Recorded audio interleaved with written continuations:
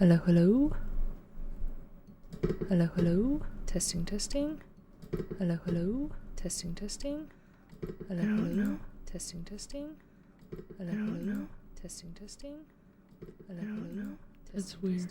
Let's mute that because that's echoing in my ears. Oh, I forgot to make this small. That should be small enough.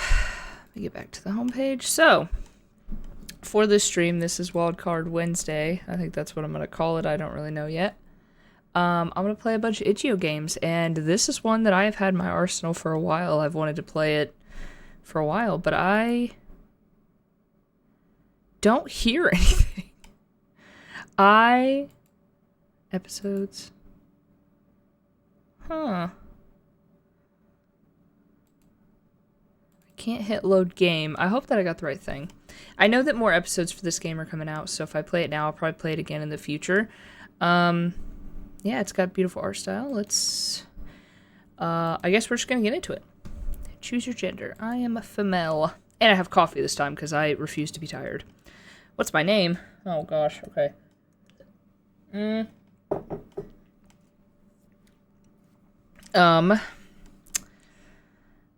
Okay, so I could do a few things. I could do my real name, which nobody's allowed to know. Or I could do, I don't know what to put for my name. We could do Azura. That's a name that I use sometimes for things. Submit, we'll do that. Do you keep the original MC appearance? What does that mean? I don't know what that means. Show. Oh, I hear stuff and it's loud. Darkness gives way to a glen where trees twist into the starry sky. Interesting. Unfamiliar flowers pulse with a faint inner light, swaying in a subtle wind. The air carries whispers. The ground is cool under bare feet, each step strangely familiar, as if my body remembers what my mind has lost. I'm a horrible reader. I just want to put that out there. So I apologize ahead of time. And the coffee is going to make that worse. So actually, let me take one more drink. I gotta have all the energy I need. I'm trying not to make drinking noises. I adjusted the sensitivity of my mic today. Not like, I made it to where like you don't hear me like breathe into it as much or anything. I tend to just breathe loudly.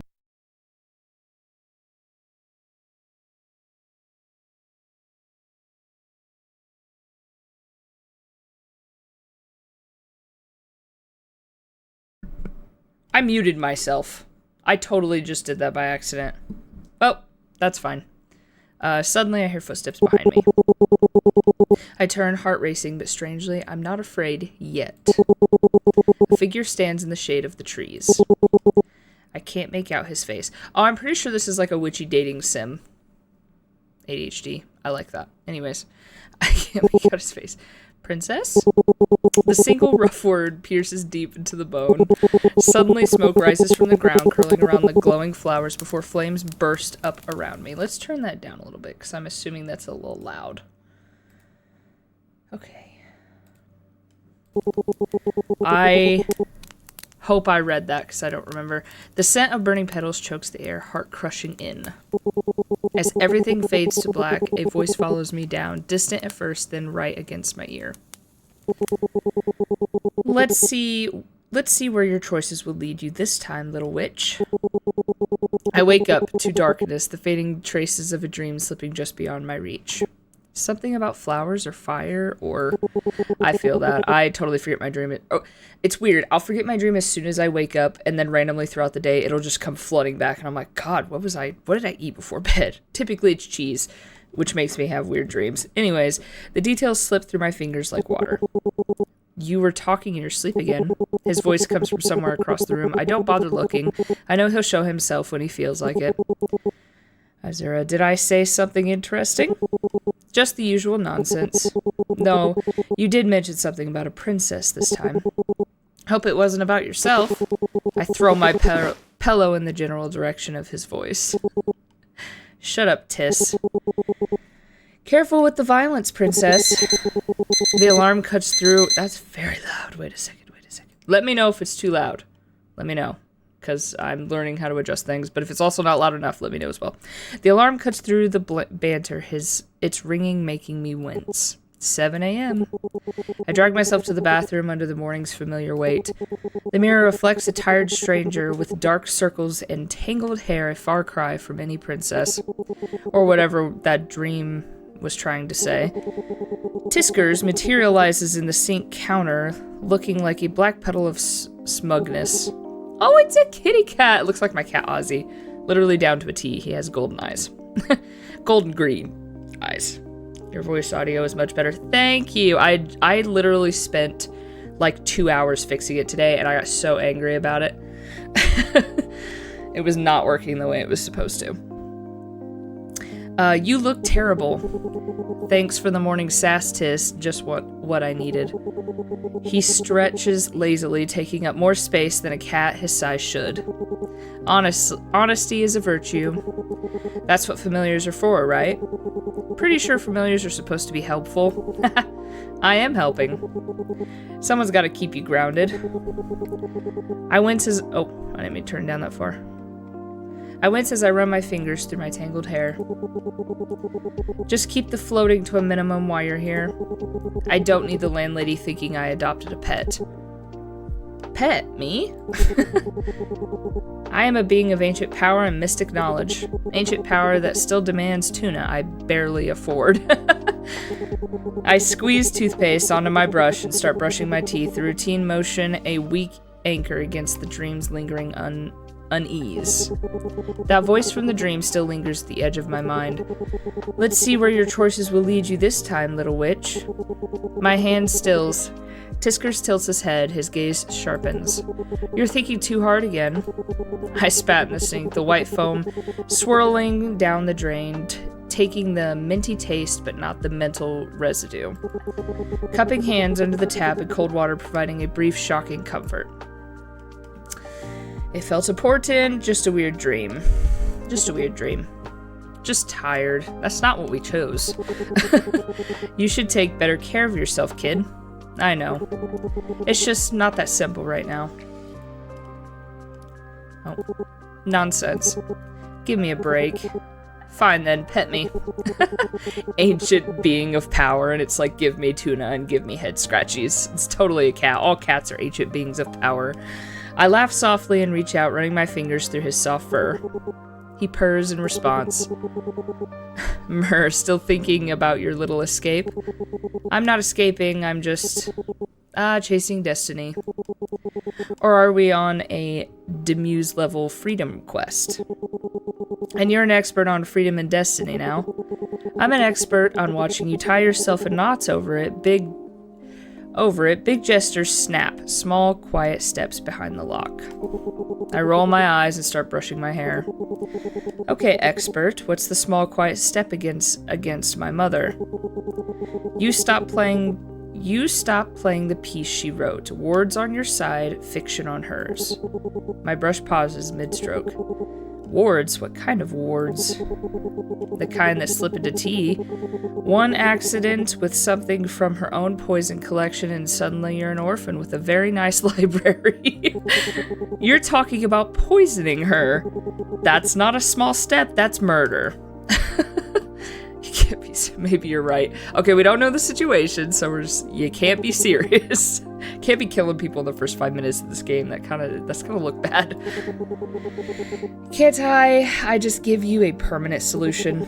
Honestly, if you just relax a little, things would be a lot more interesting. He stretches again, graceful and languid as always. Interesting or completely out of control. Out of control is interesting. A little chaos never hurt anyone. Well, not anyone we care about. You're such a pain. You wound me. I'm just expanding your options. I could have been the familiar of some bold, thrill-seeking sorceress causing chaos in the name of magical progress. But no, I'm stuck with the one who won't even cast a spell without a good reason. I'm starting to think you're more trouble than you're worth, Tiss. Oh, stop being dramatic and just get ready. Oh, wise one. See you at the cafe. He disappears, probably off to terrorize every bird in the neighborhood. Tiskers makes it easy to forget he's a familiar and not just some weird talking cat. I give the mirror one last look, straightening my shoulders. Off to the day. The morning crowd parts around me along the hallway as I make my way to class. I keep my head down, counting steps, measuring breaths. Just make it to class. That's all I need to do. Well, look who it is. Oh, we got the school bully. My shoulders tense before I even see her. The hallway falls silent. The strange kind of silence where no one's watching, but everyone is watching.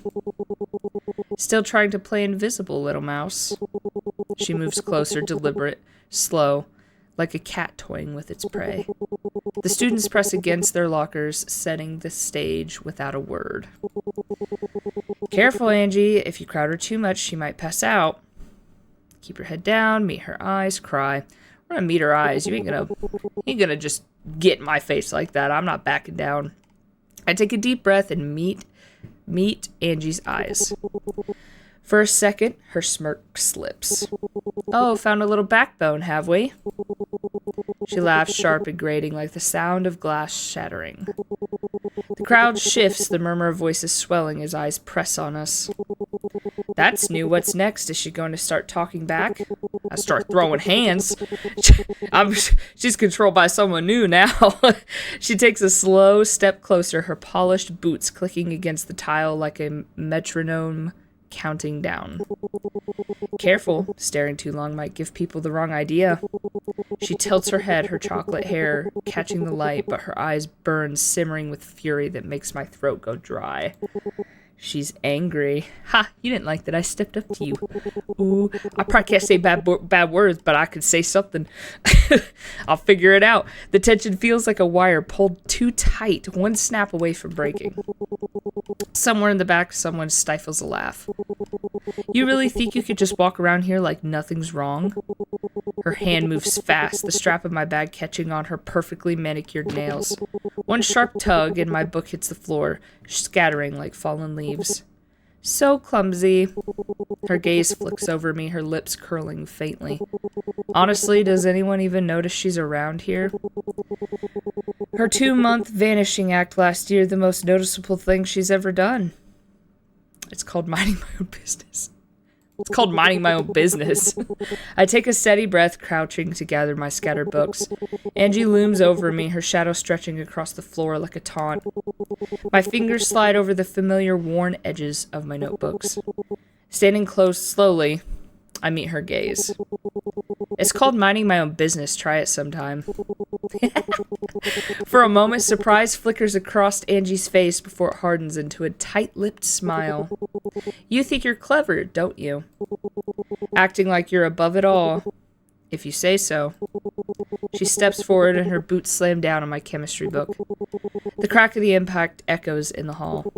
My stomach clenches as I watch the pages crumble beneath her heel. As dramatic as ever. You really don't know when to stop embarrassing yourself, do you? Playing dumb won't save you. You know exactly why this is happening. I know the drama is thick, but I need a drink.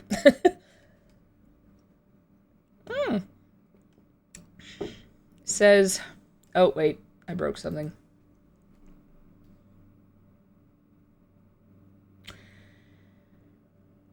Well, did I freeze? No. Okay. Sorry, I got a notification over here that says something's unstable, so if anything happens, just drop something in chat, and I will fix it. Because right now it looks fine. Continuing, you know exactly why this is happening. Her clothes are so cheap. I could never wear something like that. You know, I heard somebody say, getting bullied in school is like Why are you mad that I'm ugly? Why are you mad that I'm poor? Why is that your problem? Like, I always thought that was I just never got it. Like, I don't know. I wasn't a bully, so it just never made sense to me. I hope you're not waiting for someone to save you. I'm going to make sure you remember exactly where you belong. Welcome back. She straightens up and the two of them walk away, their laughter echoing. I feel like I won in some way. I gather my last notebook. The boots print a dark stain on the cover. The crowd disperses, some look away while others stare. Their pity is its own kind of humiliation, indeed. Here's the thing about Angie. She really thinks she's the hero of this story. There's a hair on my hand. I make it to my classroom without anything else happening. I sit alone near the back, hoping no one will notice me. The teacher keeps talking about some old piece of history. My desk is close to the window, far from the faint outline of a former student seated in the front row. His hand raised as if wanting to answer a question that was asked decades ago. His figure shimmers slightly, frozen in an endless loop. Most of them are like this, searching for something they can't find for decades. Look closer, look away. Is it like a ghost? Can I see ghosts? That's so cool. I've always wanted to be able to see ghosts, but it's probably also a burden. Look closer. Leo was the kid who aced history but couldn't talk to people. Glasses, thrift store shoes, weirdly nice. He had a crush on this one girl who was actually decent to him. So when he found a note in handwriting asking to meet in the history wing, he went. Meet me in the history wing after class.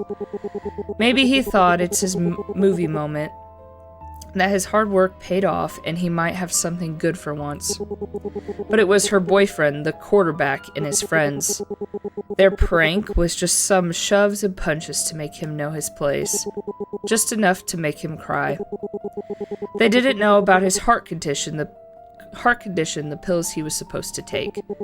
By the time they stopped laughing, he was on the ground and he wasn't getting up. His ghost is still here. You could see him with his arm raised like he's about to wave. Some rumors say people might see him late in autumn evenings. They say he's still trying to answer a question in class or some nerd shit. I doubt it. Maybe he's waiting to be chosen for once, even in his afterlife. That's so sad. Or maybe I'm making it too romantic and he's fishing for anyone to notice him. You'd be surprised how many innocent-looking ghosts are actually full of resentment and fishing for victims in very weird ways. Either way, I would not want to find out. He's harmless otherwise. If I look close enough, he's kinda charming in a sad, forgotten library book sort of way. That seat he's in is not his place or anything. If I remember right, he only appears if there is an empty seat in the front row. I wonder why. Oh shit. Oh, he's looking at me. The bell rings, jolting me back, and I am the first one up. I grab my bag and head straight for the door. I've never been so grateful for the end of class. Ducking into the library, I found a table tucked away in the history section and sank into the chair, the day's tension finally starting to fade. Hey! A soft, staticky voice whispers right into my ear. My blood runs cold, I freeze, every muscle aching to move, but my body won't listen. My eyes stay locked on a shelf labeled Ancient Civilizations. Hello? Leo. Oh no! Hey, you, the quiet girl in the back. An eye twitch is the only sign I give. I slowly pull a random notebook from my bag and open it, pretending to read with intense focus. You were looking at me in class, I saw you. A faint cold spot forms beside my shoulder. He's leaning in. You see me, don't you? Most people don't. My fingers tremble as I turn a page with a loud rustle. Anything to pretend I'm still in control. Community work tomorrow, huh? Lucky me. The cold spot at my shoulder spreads, a patch of winter refusing to fade. Okay, I get it. The strong, silent treatment. Very mysterious. A faint smell of ozone tickles my nose, and I hold my breath. Witchy. He is suddenly right in my face, so close I could see the dead white veil across his eyes. Keep ignoring me and I'll kiss you. That's so weird. I knew this game was gonna be like that, but I didn't know it would be so bold. I refuse to even blink. It's a battle of wills now. He's just trying to get a rise out of me. You don't mind, do you, since you don't see me anyway? Why did I pick this game? Damn it, he is actually getting closer. Come on, baby, give up. His lips are so close I could feel the chill on them on my own. My mind screamed a rush of panic about spiritual possession and the sheer unacceptable weirdness of it all. Continuing to ignore him seems to guarantee he'll just keep harassing me. I can't slap him, he's a ghost. We're gonna attempt it. When his cold nose brushes against mine, something in me snaps. Wait, was that too mean? That may have been too mean. Can I go back?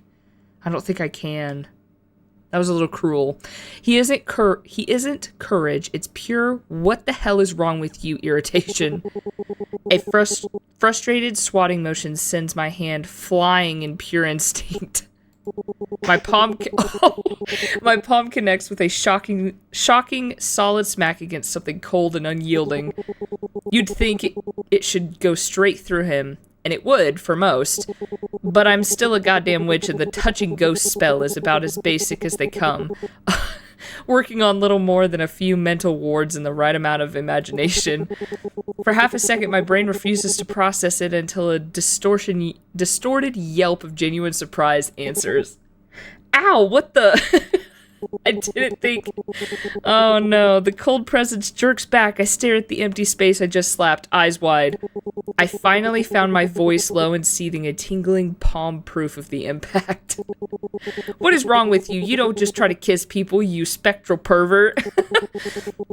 A beat of stunned silence hangs between us. Is he pouting? You hit me. Try it again. The words snap out, all fear buried under a mountain of irritation. And I'll find a salt shaker. He burst out laughing, bright, unbothered, and he's already forgotten I just slapped him. I knew you saw me. You could have said something sooner. Ghosts are dangerous. Well, not all, just most. A flat stare is all he gets in return, the most unimpressed look I can muster. Okay, I get it. So what's your name, witchy girl? Leave me alone. The words came out as a mutter, more of a plea than any real threat. Yeah, because people are just gonna see me talking to nothing, and I'm already a target, so... Nice to meet you, leave me alone. My name is Leo. A long, weary sigh escaped me before I can stop it. Azura, my name is Azura. Aw, is leave me alone your middle name? Stop messing around. But you're the first person to really look at me in like 2 months. Last time was when I scared the shit out of that cheerleader. Such a charming little thing. I shoot him a glare sharp enough to cut glass. What? I'm already dead. Might as well mess around. I mean, true. So, you're an actual witch, right? You touched me. Basic spell, some spirits use touch through to their advantage. Being unable to touch the untouchable is a basic skill. He raises eyebrows, clearly impressed or pretending to be. Ooh, I like that, so can you make me solid just for a bit? He flashed a hopeful grin, all boyish, charmed, and bad ideas. I miss touching stuff and people, especially people. That's weird, Leo. You don't want to miss touching people. Absolutely not. Why not? Don't you want to help a poor, tragic ghost find peace? His voice drips with fake sweetness. He's like he's auditioning for pity. And why exactly do you want to touch people? Well, I mean to, help people, especially, people with skirts. I knew he was gonna be a pervert. He tried to kiss me. I'm not sure what face I'm making, but judging by the twitch in my jaw, it's probably not far from a glare. I swear, his personality alone is aging me. Okay. Good, you're no fun. Or God, you're no fun. Weren't you supposed to be a tragic ghost? A sudden silence hangs between us. He goes quiet like I've hit a nerve or pulled the rug out from under him. I can't Hell Witch. Tragic? Why would I be tragic? I blink, caught off guard by how genuinely puzzled he sounds. The story that you were bullied, got a fake note from your crush, and died of a weak heart? For a second, his eyes widened behind his glasses before a slow, mischievous grin spreads across his face. Wait, that's what they think? That I'm some tragic loser? He leans in again, his voice dripping to a conspiratorial whisper. The girl wasn't a girl my age. She was my history teacher with the, you know. He makes a vague cupping gesture near his chest. And she didn't stand me up. Oh, quite the opposite. The heart thing, well, let's just say it was the best death a guy could ask for. All I could do is stare, my mouth slightly open. That was definitely not the story I heard. You died from hormonal overload? A worthy cause, way better than your version. You're telling me? Okay. Alright, that's disgusting. Is it? I call it a happy ending, literally. That infuriatingly smug grin remains plastered on his face. My eyes twitch so hard it almost hurts. You're a pervert, a goddamn pervert.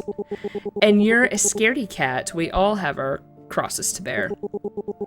I sigh, start gathering my things, anything to signal done with this conversation. Very entertaining, but I have my next class. I'll be leaving now. Oh, sure, run away from me like everyone does. He lets out a dramatic, theatrical sigh. By the way, why is your hand always up?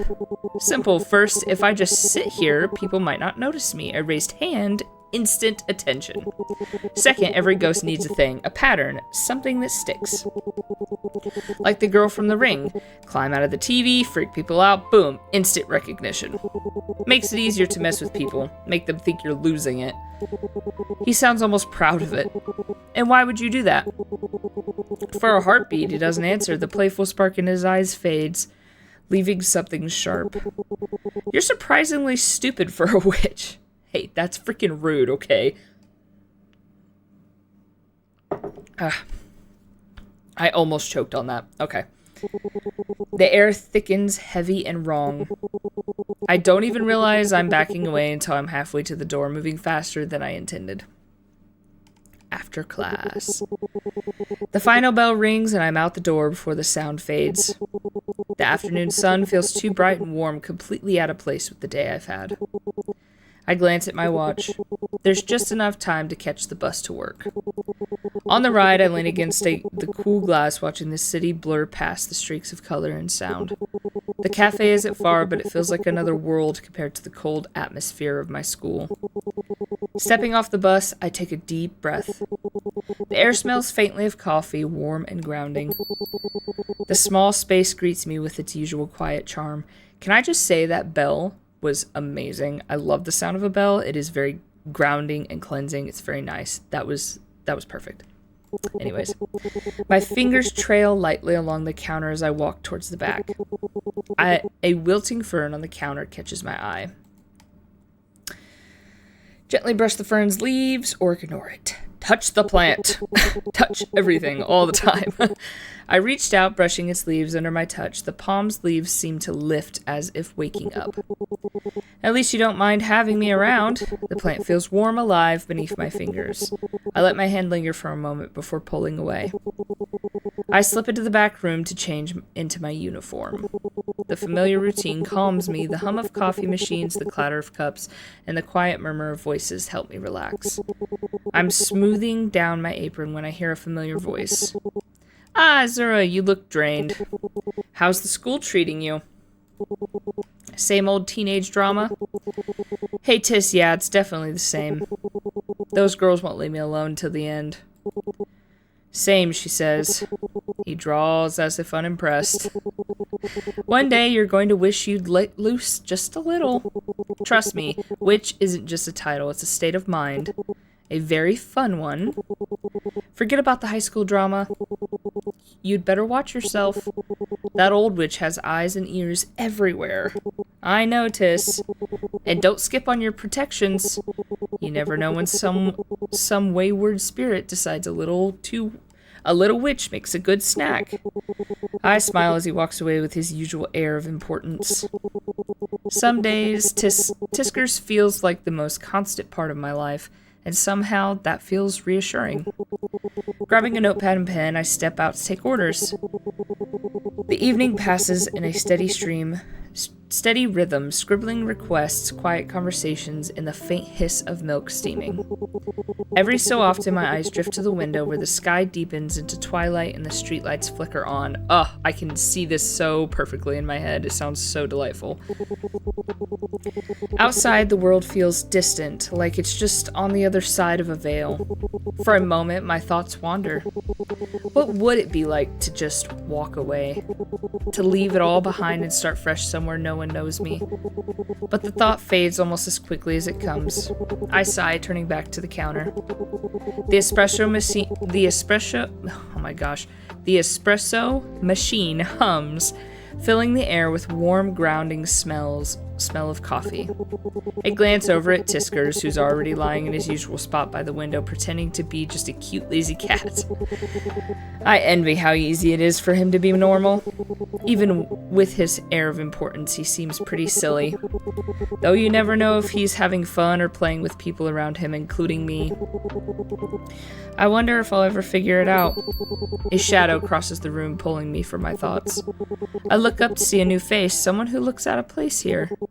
He's tall, dressed in sporty clothes, with red-dyed hair. The natural blonde roots stretch far, almost halfway down, and it's been a while since he last bothered to touch it up. A few piercings glint as he moves, giving him a certain rebel vibe. He stands out for sure. He scans the room before choosing a seat by the window, away from a few other customers. My first instinct is to avoid him, but I can't ignore a customer. And he's already noticed me. I grab my notepad and walk over, slipping into my usual routine. Hi, what can I get for you? He looks up and his eyes lock on mine. His eyes are sharp and there's something searching in them. It catches me off guard, and for a moment I feel exposed. The silence stretches just long enough to make me uneasy. Is everything all right? My voice wavers slightly and I mentally cringe. Why is he looking at me like that? Do I look weird? Just a black coffee, thanks. His voice is low and rough around the edges. I nod, already turning to leave, but his next words stop me in my tracks. I have to yawn again. I'm so upset. Ugh, this means we need more coffee. And we're in a coffee shop, so it works. It's fitting the vibe. I almost dumped that on my shirt. I can't seem to do anything without almost messing it up. I nodded, already turning to leave, but his next words stopped me in my tracks. Have we met somewhere? My heart jumps. Using that as a line? I don't think so. Are you sure? He leans forward slightly. Because I could swear. I'd remember. I say, then feel my face warm. That came out wrong. Or maybe exactly right, I'm not sure anymore. He's still watching me, a faint line between his eyebrows. I guess I'm just seeing things then. I hurry back to the counter, but I can feel his presence like a warm spot on my back. When I glance over, he pulls out a notebook, writing something with quick, sharp motions. The plants near his table are leaning toward him just slightly, like they're curious too. Tiskers hops on the counter beside the coffee machine, his tail twitching. Look at that face. Why are you doing that face? That's funny. He looks weird. I didn't see that clown around here before. Tis, it's not nice. The bell chimes and June bursts through the door like a gust of fresh air. Her short, messy hair somehow looks intentionally styled instead of rushed. Yo, Seven, you got here before me, huh? Sven? Would it be Sven? Seven? I don't know. She throws herself into the chair across from him with the easy confidence of someone who's never worried about taking up space. I find myself envying that sometimes. Azura, help me out here. Iced coffee? I'm dead after practice. Coming right up. As I start preparing her drink, Tiskers is still on the counter beside me. His tail twitches as he stares at seemingly 7. In a pretty obvious way. Ooh, that one's different. You say that about everyone. No, this is something else, dumbass. Before I can question him, he drops off the counter and heads straight for June's table. There's my favorite cafe cat. Come here, handsome. She scratches under his chin and he starts purring immediately. So much for his dignified familiar act. Still collecting strays everywhere you go? He doesn't look up from his notebook, but there's a faint trace of something almost tender in his voice. Says the guy who avoids any type of contact. No girl would ever get close to you with that grumpy cat. Some of us have standards. From the corner of my eye, I catch a glimpse of something unusual yet familiar. A pale, semi-transparent fox slipped between the tables at the back of the cafe. Its movements are fluid, cautious, its faint outline flickering like light through fog. It's a regular here, always appearing in the late afternoon, wandering between tables as if searching for something it lost long ago. They all do. I watch it move gracefully past the tables, its form almost blending into the soft shadows. When it nears June and Seven's table, I don't know why I keep doing that, I force myself to look away. Until I notice his gaze shift just for a split second following the fox's path. I grip my notepad tighter, feeling the press of its edges digging into my fingers. I'm used to it. The faint presence that belong to a world most can't see. But did he notice? Must be a coincidence. Obviously, we're going to put it off, because, that's who we are, I guess. I glance at 7 again. He's back to focusing on his notes, his expression unbearable. I keep thinking I hear my headset beeping, and if that's the case, it's going to die. You know what? Psh, we'll let it die. Whatever. I'll figure it out. Shaking off the thought, I bring their drinks to the table, setting them down with a polite smile. Thanks, Azura. Hey, we should hang out sometime. I know this great place downtown. I totally goofed that up. I'm kind of busy lately. Aw, you're always busy. June, she's working. Stop being such a mood killer. She turns back to me. Oh, I didn't introduce you to. 7's one of my closest friends.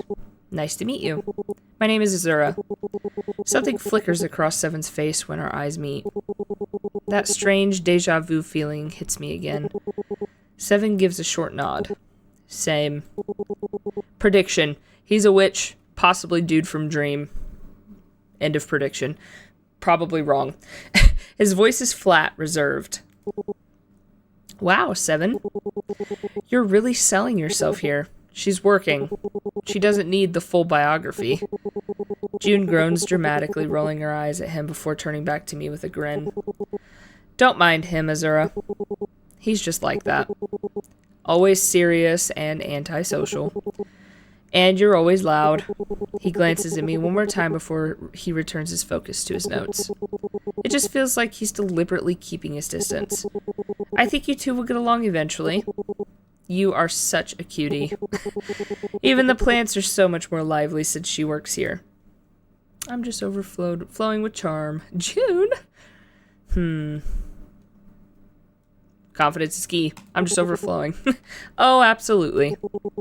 I'm just overflowing with charm. See? This is why I like you, Azura. You're adorable. 7 raises an eyebrow, leaning back slightly, his lips twitching into a faint smirk. His gaze lingers on a moment too long. Adorable, huh? You think she needs the ego boost? I blink, unsure if I should laugh or roll my eyes. The way he's looking at me makes my stomach do a little flip. Oh, I'm not sure my ego can take it. I already get compliments from the plants. Don't say that. June gasps, clutching her chest like I wounded her. Plants love you, Azura. I swear, every leaf shines with joy when you walk by. You're basically a Disney princess. 7 snorts, the sound low and amused. Disney princess, huh? Who am I, then? I don't know, pretty bold to assume you're anything. Okay, I need to take a drink.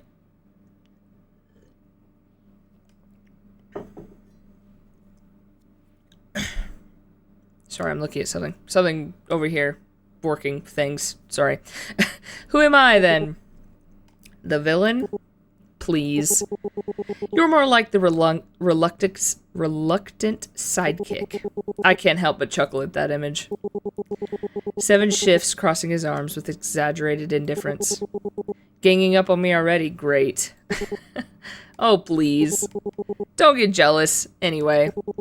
She leans in towards me, her voice dropping to a conspiratorial whisper.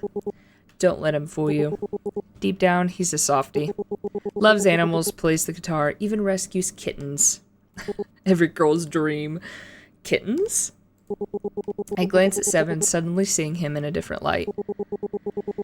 Seven sighs, rubbing the back of his neck. That was one time. One time? You built that stray shelter. A whole shelter? Impressive. Not really a villain after all. Seven shrugs, feigning disinterest, but I noticed the tips of his ears turning slightly pink. Even villains need hobbies. June claps her hands together, looking too pleased with herself. See, I knew you two would get along. You are totally complimentary. Sunshine and storm clouds. Seven raises an eyebrow. Come on. Now I'm a storm cloud. Do you really have to ask? I laugh, trying to switch the conversation to a more neutral ground. So, how long have you two known each other? Forever, basically. Since we were kids. He was far more cute back then, for the record. And you've been loud since birth. You're too obvious in your motives. Step back a little. Come on. I have your best interest. I chuckle awkwardly and excuse myself to go on with my work. I make my way back to the counter, but not before casting one last glance toward the fox. It sits by the far window now, watching the scene with quiet eyes, and seems almost sad. I have to yawn. Ugh.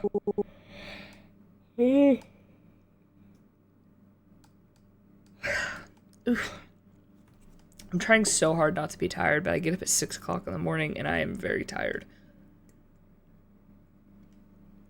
I've had an eventful day. Okay. Let me get a little water, too. 1 second.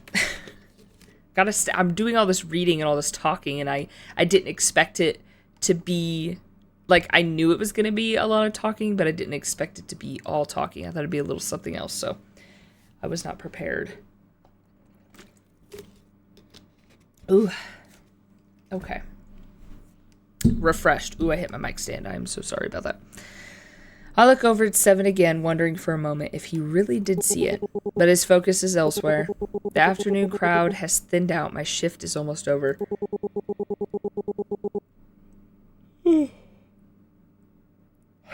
Goodness.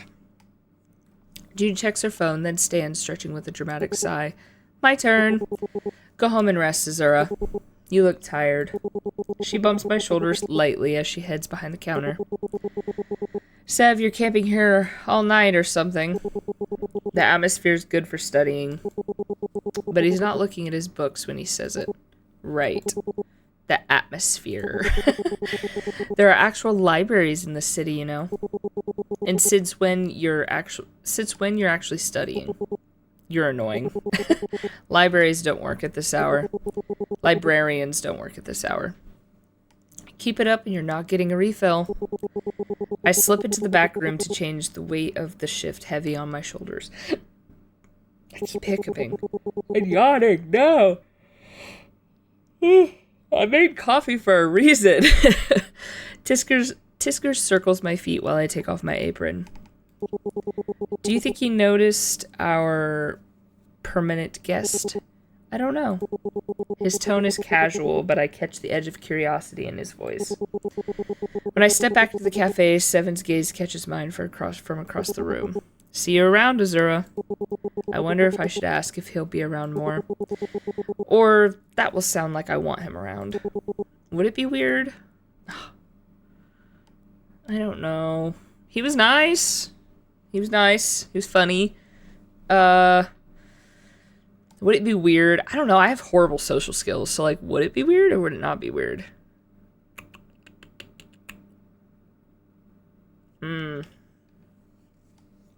We're gonna be bold. Will you be around more? It's not a big deal after all. Oh god, I'm ruining it. I'm gonna ruin everything already. Will you be hanging around more? Seven raises an eyebrow, his expression shifting ever so slightly like he's weighing his response. Missed me already? The teasing catches me off guard, and I fumble for response. I just thought you might... Never mind. His lips tilt slightly, a faint, almost reluctant smile forming as if my awkwardness is more entertaining than he'd care to admit. Good luck with your night studies. Though seems like June will kick you out eventually. I glance towards June, catching her exaggerated eye roll from behind the counter. I've got my methods. I'm mid-step towards the door when his voice stops me. Azura? Something in his tone makes me pause. I turn, catching a flicker of something in his eyes. Wait. I'm scared. Don't get closer to me. Move closer. He moves closer. I can almost feel his breath. My breath catches, not from fear, just from something else. His hand reaches toward my face, fingers impossibly light. What are you doing? For a moment, I'm frozen. His fingertip brushes my cheekbone, barely touching. A fallen eyelash. The cafe seems to freeze around us. June's distant movement, Tisker's silent watch, the afternoon light. Oh, I can feel the blush spreading, betraying every subtle emotion I'm trying to hide. Without another word, I duck my head and practically stumble through the door, the cafe's bell chiming my retreat. Be careful on your way home. His words follow me out, quiet but somehow heavy. My feet move automatically down the familiar sidewalk, but my mind stays behind. What is it with people trying to touch my face? Leave me alone. Don't touch my face. I would freak out. I'm so awkward too. My social skills are horrible. So like if someone did that, I would probably like very cartoony, like have the horrible face and just completely back up. Oh, that would make me uncomfortable. Okay. But I guess, I don't know. She's a teenager, maybe, I don't know. Anyways, his fingertips against my skin, the careful precision of his movements. I press my fingers to the spot he touched, the warmth still lingering. Ah! The rational part of my mind tries to brush it off as mere politeness. It is not polite to just touch people. Just saying, my cheeks are still burning, and I'm oddly grateful for the cool autumn air. Technically, they're not strangers. Technically, he was introduced, so maybe it's not so bad. I don't know. Seven's voice still follows me out into the evening air like a distant memory. The cafe fades into the background. Tiskers reappears beside me as usual, knowing that no one is there to see his sudden appearances. That boy, you should be careful. I thought you were done giving cryptic warnings. You're repeating yourself. Oh, you have an awful habit of ignoring me. I'm just keeping an eye out. I wish my cat Ozzy could talk. We would have so many good conversations. You attract trouble like a magnet. I just remembered something. Is it storming or is that a vehicle? I think it's a vehicle. Wait. I just remembered something. I left my garden thing open. Boyfriend duties. Let me just... Oi, can you zip... If it's not raining, zip my garden thing shut, please. I have a small garden raised bed real quick, and it's a greenhouse thing, and you zip it shut. And I forgot to zip it because it's going to storm tonight, and I don't want it to ruin anything. Anyways, you attract trouble like a magnet.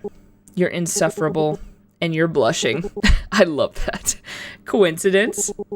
Don't tell me that punk is your type. Tis. He's just Jude's friend. Don't make it weird. But even as I say it, I can't shake the feeling that Seven might not be someone I should easily ignore. 20 minutes later. That was a short walk. The walk home feels endless. My feet drag against the pavement, every step heavier than the last. The streetlights are just starting to flicker on when I finally reach my door. I reach for my keys, automatically, hand diving into my bag. Nothing, my stomach sinks. No. I dump everything onto the ground, paper scattering in the evening breeze. My hands shake as I dig through every pocket, pushing aside receipts and crumpled notes, desperation making my movements frantic. They have to be here somewhere, but they're not. The memory suddenly hits me. My blood scattered across, my blood. What the hell? Where did blood come from? I'm so dyslexic. My books scattered across the hallway floor, Angie's laughter echoing off the lockers. The keys must have fallen then. My legs give out and I slide down against the door, almost defeated.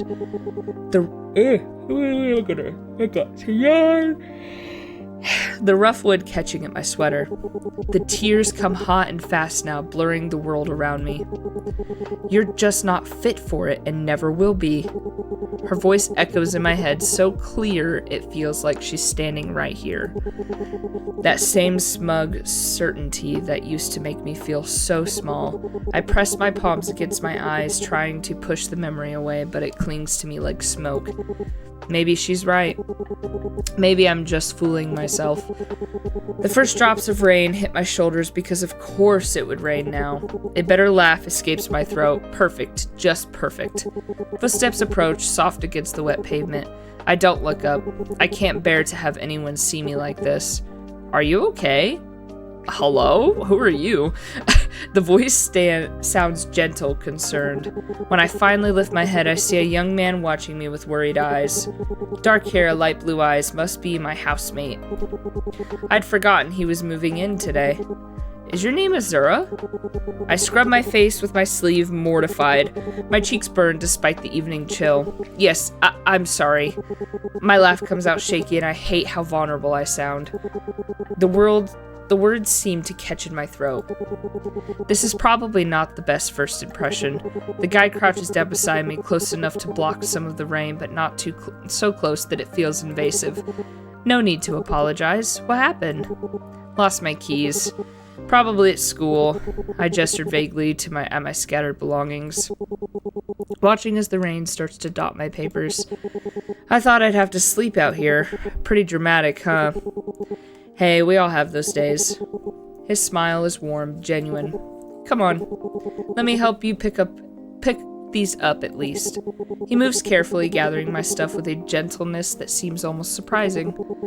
I watch his hands, steady and sure, as they rescue my books and notebooks. You don't have to. I know. He glances up at me through the rain, a small smile softening his features. I just want to. Something about those simple words makes my breath catch. Water drips from his dark hair and his sweater is starting to cling to his shoulders, but he doesn't seem to care. I have a spare key to the front door. At least you won't have to sleep in the rain. He stands and offers me his hand. I hesitate for just a second before sliding my palm against his. His grip is warm despite the chill, and he pulls me with a careful strength. My legs feel steadier than I expected. How about some tea? You look like you could use a warm drink. For the first time today, something in my chest loosens. That would be really nice. Thank you. Damien, you could call me Damien. Thank you, Damien. I follow him into the kitchen, trying not to feel like an intruder in what's apparently now our shared space. Oh. For someone who just moved in, he acts like the place has been his forever. Make yourself comfortable. I'll get the tea started. The familiar domestic sounds of kettle filling and cups clinking fills the silence. I watch him move around the kitchen, unable to shake the strange feeling of familiarity. I'm Miss Hayworth's nephew, by the way, though you've probably heard. Yes, she mentioned you were going to move in. I just forgot. I sink into the couch, feeling the day's weight settle over me. The plants scattered around the room to perk up my presence, their leaves rustling softly. I should apologize again for all that. Not exactly how I planned to meet my new neighbor. His laugh echoes through the room, warm and rich. Please, if anything, I got to play knight in shining armor. Great for the ego. He hands me a steaming cup, and I notice his eyes catch on the bruises dotting my hand. I quickly curl them around my warm ceramic. Should I avoid the topic? I feel like I could be honest with him, but I just met him. Avoid the topic. I'm just clumsy. I mumble it like a weak excuse. Clumsy, huh? His voice is soft, but there's something else there. like he's waiting for me to crack. I grip my mug tighter. My eyes bounce around the room. Anywhere but those steel blue eyes that seem to read between the lines. It happens. Damien leans back, that infuriating half-smile playing at the corner of his mouth. He tilts his head, watching as I fidget with the hem of my sleeve. It's like he can see right through me, and honestly, it's freaking me out. I need another drink of water. All this reading is going to have my throat absolutely destroyed tomorrow. I talk a lot in my regular day-to-day, but not this much. Nothing wrong with being clumsy. Though next time, maybe consider furniture that's not out to get you. He's trying to joke, but I could tell he's not letting this go. Right, princess? The word sends an unexpected shiver down my spine. Something stirs in the back of my mind, that damn feeling of deja vu. What did you? The house is quite lovely, isn't it? Maybe you're the... Wait a minute. Maybe you're the guy for my dream. I totally forgot about that. He seamlessly changes the subject. Especially the plants. They seem livelier than I remember. There's something playful in his tone that makes my stomach flip. They just need a little care now and then. What was that? I think I heard something outside. Just make sure no one's trying to talk to me. It is horribly hot in here. I feel like I'm going to die. Anyways, they just need a little care now and then. I used to spend summers here as a kid. Everything feels different now. His eyes find mine. Better, actually. His smile sharpens, catching me off guard. Though I have to admit, Aunt Liz didn't mention my new housemate would be quite so young. I focus intently on my tea, watching the ripples form as my hand trembles slightly. Oh, I'm in my final year of high school. Final year? He says it like he's testing the word. Most people your age are still at home planning college applications. It's not exactly a choice. It's complicated. Well, it's complicated. Complicated, huh? There's a subtle pause as he leans back in the chair. The atmosphere shifts, growing just a bit tenser. Why would that be? I can feel the heat creeping on my neck, my mind scrambling to come up with the answer. It's like he can see right through me. It's not even 9 o'clock. And I've yawned like 35 times now. Let me guess. He straightens up, resting his forearm on his knees, his eyes never leaving mine. Family issues? My silence all but confirms his guesses. He lets out an intrigued hum. What made you decide to move in here?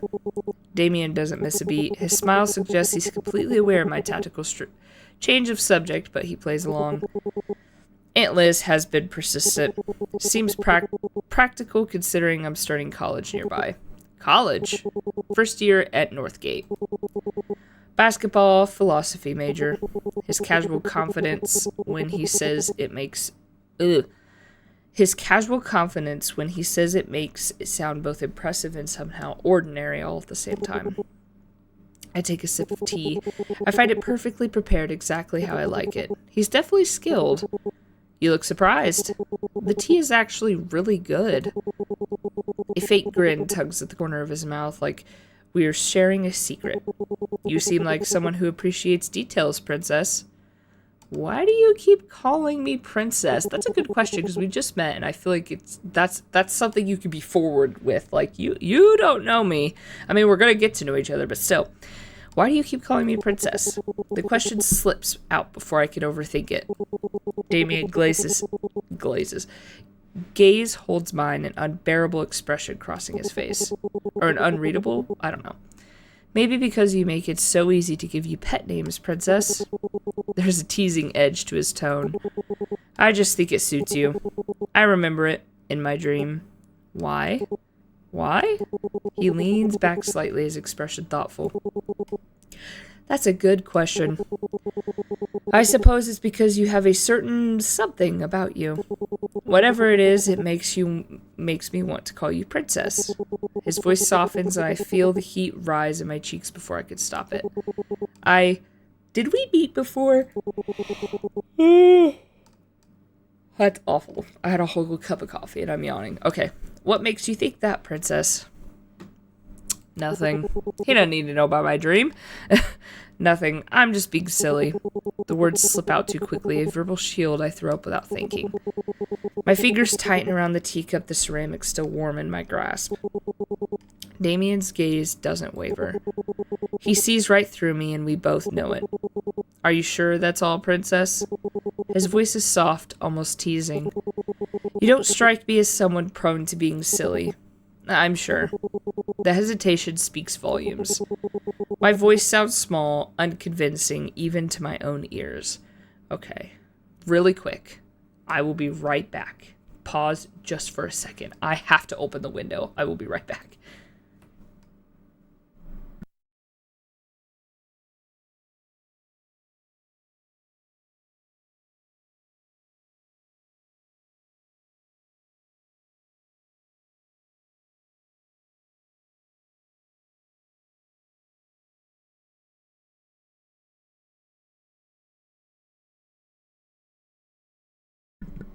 I was muted.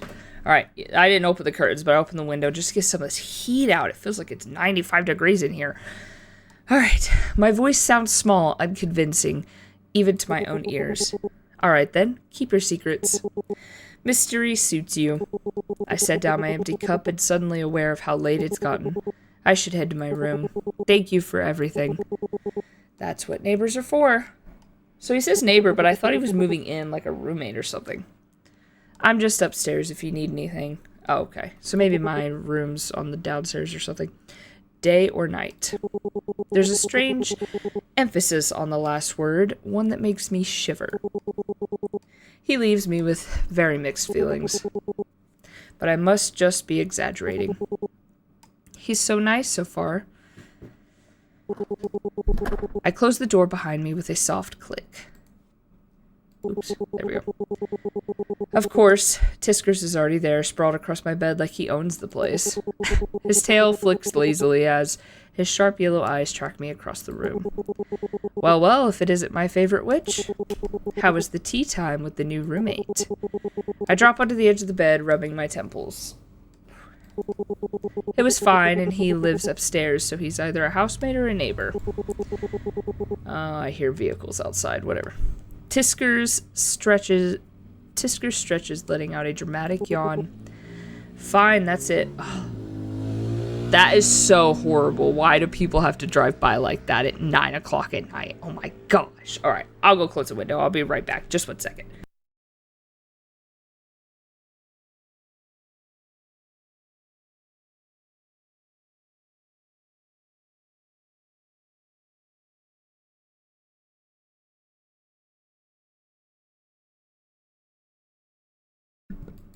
Sorry to have to expose you guys to those awful noises. Oh my gosh. Okay. Fine, that's it. Please give me something to work with. I pick up a pillow and toss it at him. Look at this little blob. He dodges it, his smug expression unshaken. There's nothing to work with. He's just very observant. And a little too good at guessing things. Observant? I think he's creepy. For some reason, you always end up with the weirdos around. I'm an exception since I'm not human. You think I don't know that? I take a moment to think about the day. 7, Damien, even June. I don't remember the last time I had to interact with so many people in 24 hours. Tiskers sits up, his tail curling neatly around his paws as his tone shifts from teasing to thoughtful.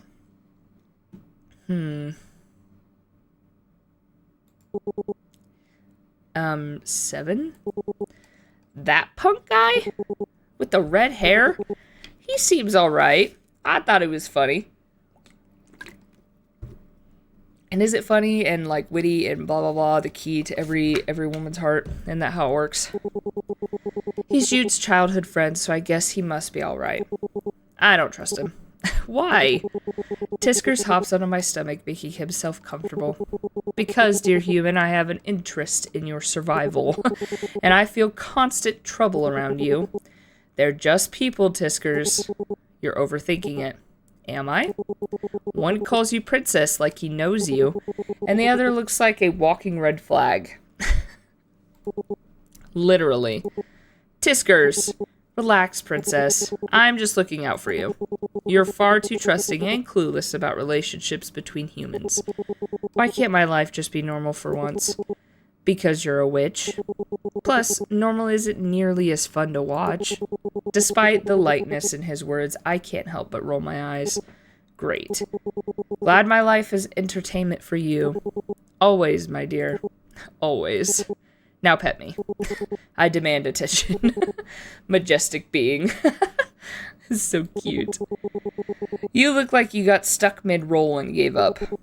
Tiskers narrows his eyes, but the effect is ruined by the ridiculous way his tongue pokes out so slightly, making him look so silly.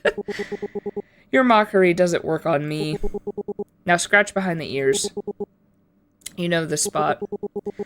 With a sigh, I reach out and scratch the indicated spot, my fingers sinking into soft fur. You look like you're malfunctioning. Keep mocking me if it makes you feel better. But tell me this, princess. Are you still tired? The question catches me off guard, his voice softer than usual. I glance down at him, sprawled across my lap like the world's most arrogant house cat. A little, I guess. Why? Because you look like you haven't slept in days. And I don't just mean your face. His golden eyes narrow slightly, the purr fading as he studies me with a look that feels a little too sharp. I'm fine. Just distracted, I guess. Distracted, sure. He stretches lazily, his tail curling with deliberate slowness, but his gaze stays fixed on me. Good girl. Think less about the insignificant stuff. Don't waste your energy poking at shadows. His paw nudges my hand as his golden eyes flutter closed again. The moment feels so absurdly normal that I almost laugh. I love the cat. 7, that damn girl, he mutters, pushing himself up onto his elbows, hands balling fists as he tries to steady himself, but it doesn't block out her image. The dream clings to him, refusing to fade like normal dreams should. The room is too dark to make out the time. Oh, so we're seeing other people's perspectives. Why her? Who is she? The thought is suffocating. His fists clench tightly, his knuckles turning white as he tries to steady his erratic breathing. What the hell is this? Why is it always the same damn girl? He takes a hand through his messy hair, tugging slightly at the strands as if the slight pain will help wake him fully. His eyes drift to his guitar against the wall. Usually it helps, but tonight it might as well be furniture. Ha! This is getting annoying. It's not just a dream. He collapses back onto the bed, his head hitting the pillow with more force than necessary. Her face keeps floating back, bright, strange, familiar in a way that makes no sense. Like remembering something he's lost but can't name. It feels too real. He says to the empty room, what is this? Can I click on it? We're not going to click on it. We'll ruin things. I'm getting distracted. Literally, yeah. Like, it's trying to tell me something. Frustration coils in his gut. He hates this feeling. Like he's missing a puzzle piece. I feel like the dream seems to set off with the idea that this stuff is replaying, and it depends on choices depending on where I land. So there could be multiple choices at the end. I don't know. I can't stand this. He pushes the mattress beside him, knowing sleep is done for the night. I need a drink. Episode. What happened? Did I click out of it? Did I click something I wasn't supposed to? Wait a second. What did I do?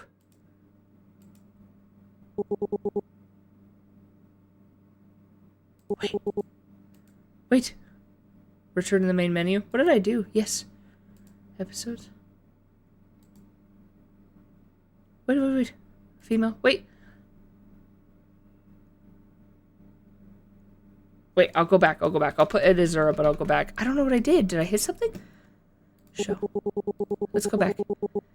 Yes, I must have hit something over here. What did I do? Load game? Okay. Hey, here's the stuff I've been through. Okay, that's the beginning. Let's go back. Yes. Load game. Question load.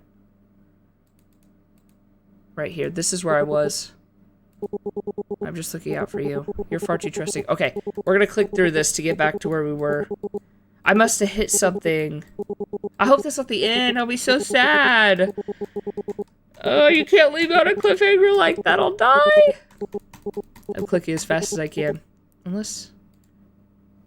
oh, I can't go. Okay. Click, click, click, click, click, click, click, click, click, click, click, click, click. As fast as we can.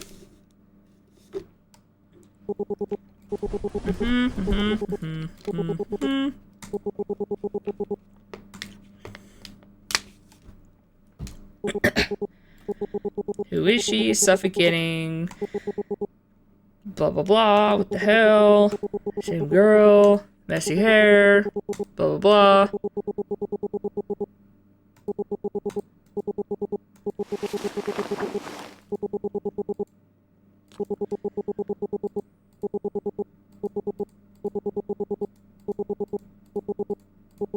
Sorry, I'm trying to get back to it without skipping it. I need a drink. Click. Okay, so it did kick me out. I just had to make sure. Is that all there is? We'll go to this one. Hey, witch, having fun?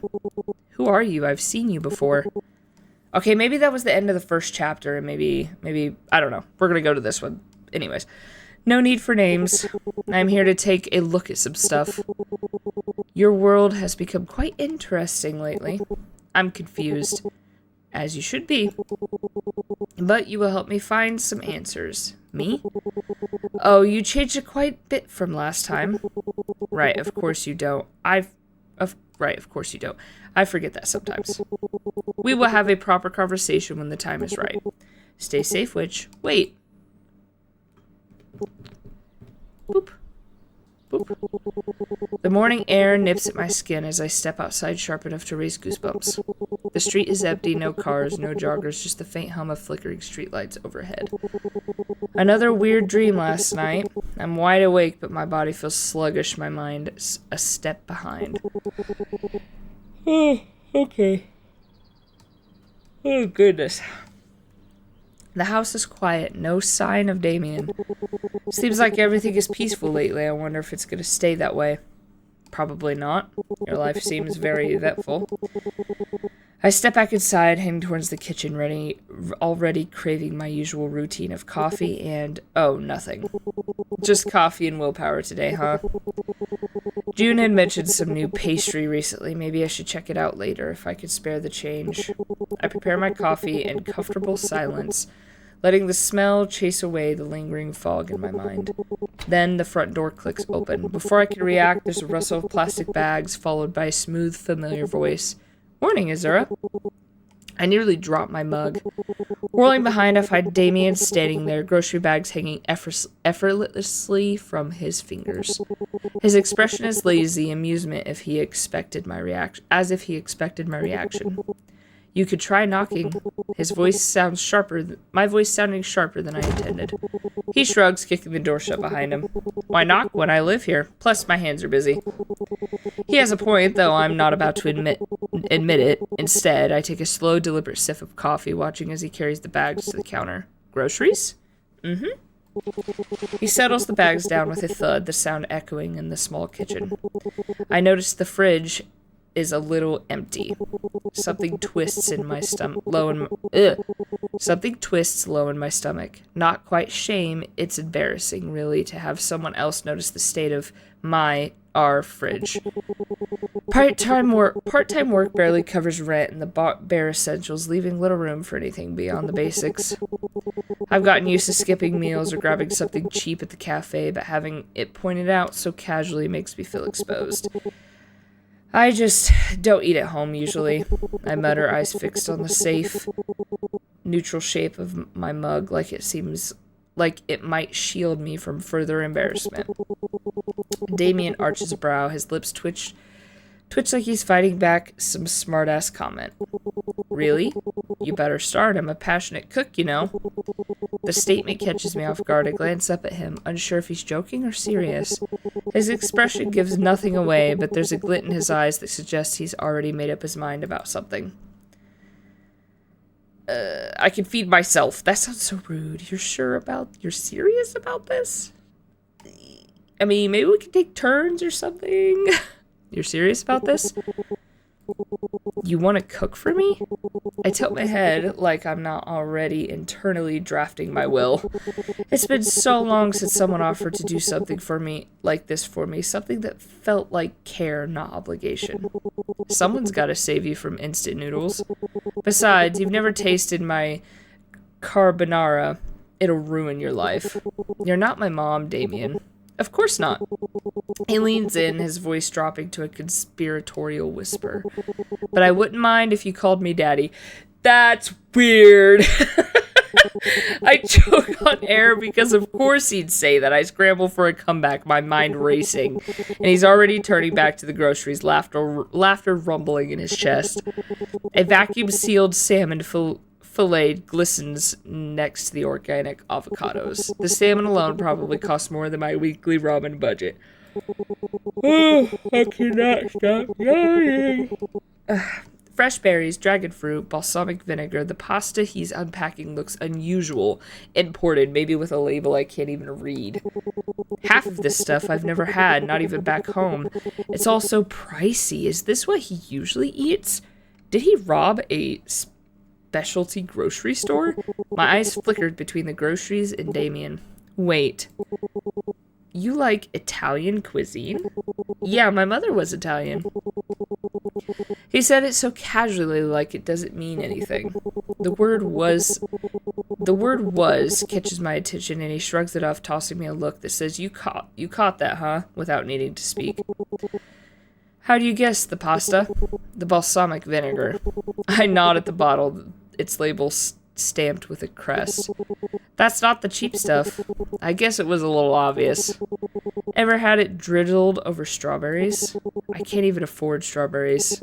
I feel that. Them things are expensive, and my toddler eats them like his life depends on it. The words leave before I can wrestle them back. Rookie mistake. In this economy, it's understandable. Lucky for you, your housemate is rich. You're rich? Family money? Yeah, something like that. I want to ask more, but he instantly changes the subject. What do you like? He lines up steak cuts like they're dollar store notebooks, casually sorting through the bags. His love for interruptions is getting on my nerves, but maybe he's not comfortable with the topic, so I guess I'll drop it. What? I blink, noticing I didn't catch his question. Food preferences, basic human things? His voice is casual, like we're friends catching up. You really don't have to. Stir-fried curry, I make decent egg benedict. He holds up a jar of pale miso paste, his expression lightening up with enthusiasm. Ever had miso glazed cod? Game changer. Damien. My voice cracks slightly. We're not... I trail off, unsure how to finish the sentence. Roommates who share meals? Friends? If you're my chef, do I get to complain? I can't pay you back for this, let's be honest. I can't pay you back for this. He turns to face me fully. Did I ask you to? His voice is calm, steady, and there's no smugness in it, no teasing, no mockery. Just a quiet, matter-of-fact certainty that feels almost disarming. Relax, I'm not tallying receipts. The words are simple, but they carry a weight that makes my chest tighten. He says it like it's the most obvious thing in the world. He's already deciding how this works, and he doesn't need my permission to make it so. That's not the point. The words burst out sharper than I mean them to. You don't get to barge in here and fix things like I'm some... I trail off, my voice crackling, the rest of the sentence lodged in my throat. Like I'm some charity case. Like I'm broken and beneath everyone else. It's not fair. The words come out smaller than I mean them to.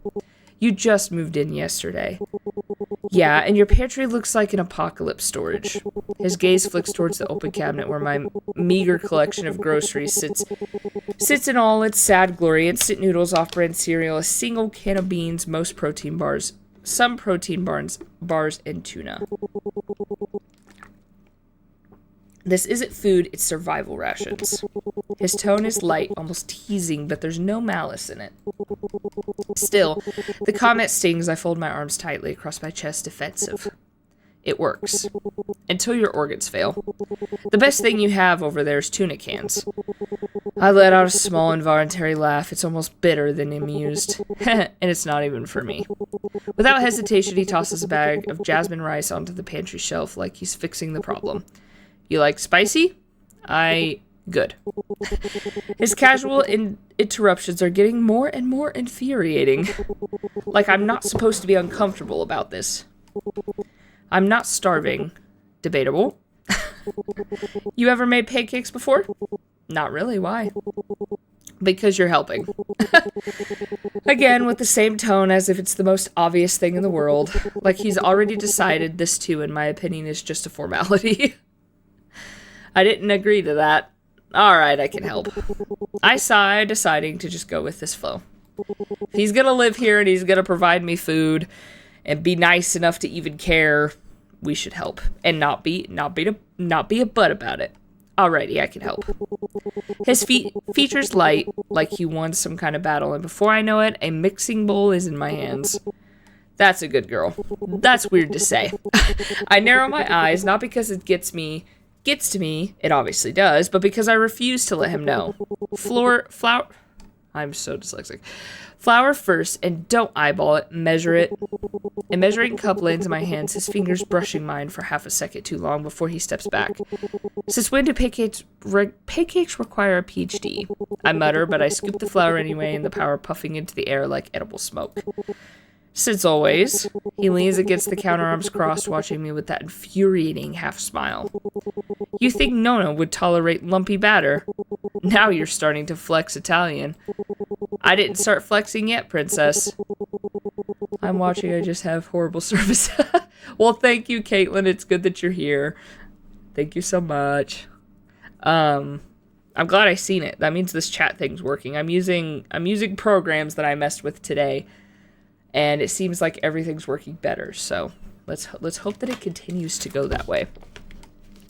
He moves around the kitchen with an ease that should be illegal in the morning. Oh, I almost choked on that. Why does that happen to me every time? Sift the flour, don't overmix. Let the batter rest, easy enough, except his presence lingers, filling the kitchen with an energy that's impossible to ignore. He let the batter rest for a few minutes while preparing the strawberries. Every time I reach for something, he's already there, handing it to me before I could ask. Every time I hesitate, he leans in just enough to watch. Not enough to touch, but it's distracting.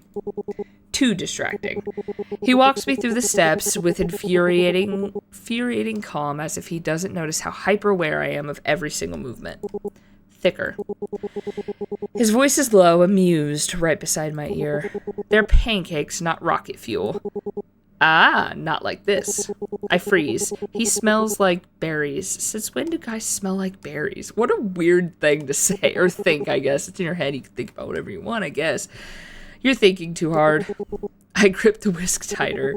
You're distracting. I retort, though my voice wavers slightly. Good. His lips curve, barely suppressing amusement as he reaches around me for the vanilla extract, his chest briefly pressing against my back. Means you're paying attention. Paying attention to him or the task, hardly the latter. His chest is so close to my back that now I feel the shift of his breath before he even speaks again. Just like that. His fingers brush mine, steering the whisk in slow figure eights. I can do it myself. I tense and pull back. I get it, I can do it myself. His voice is edged, brittle. I twist my wrist free and his grip tightens for a heartbeat before letting go. What is with people and touching?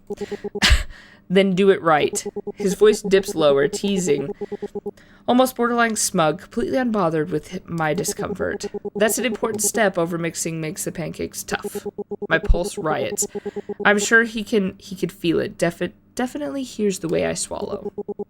His gaze lingers just a second too long before he pulls away. Better. He moves to the stove with infuriating nonchalance, leaving me there, my cheeks blazing so red that tomatoes would shrivel in envy at the competition.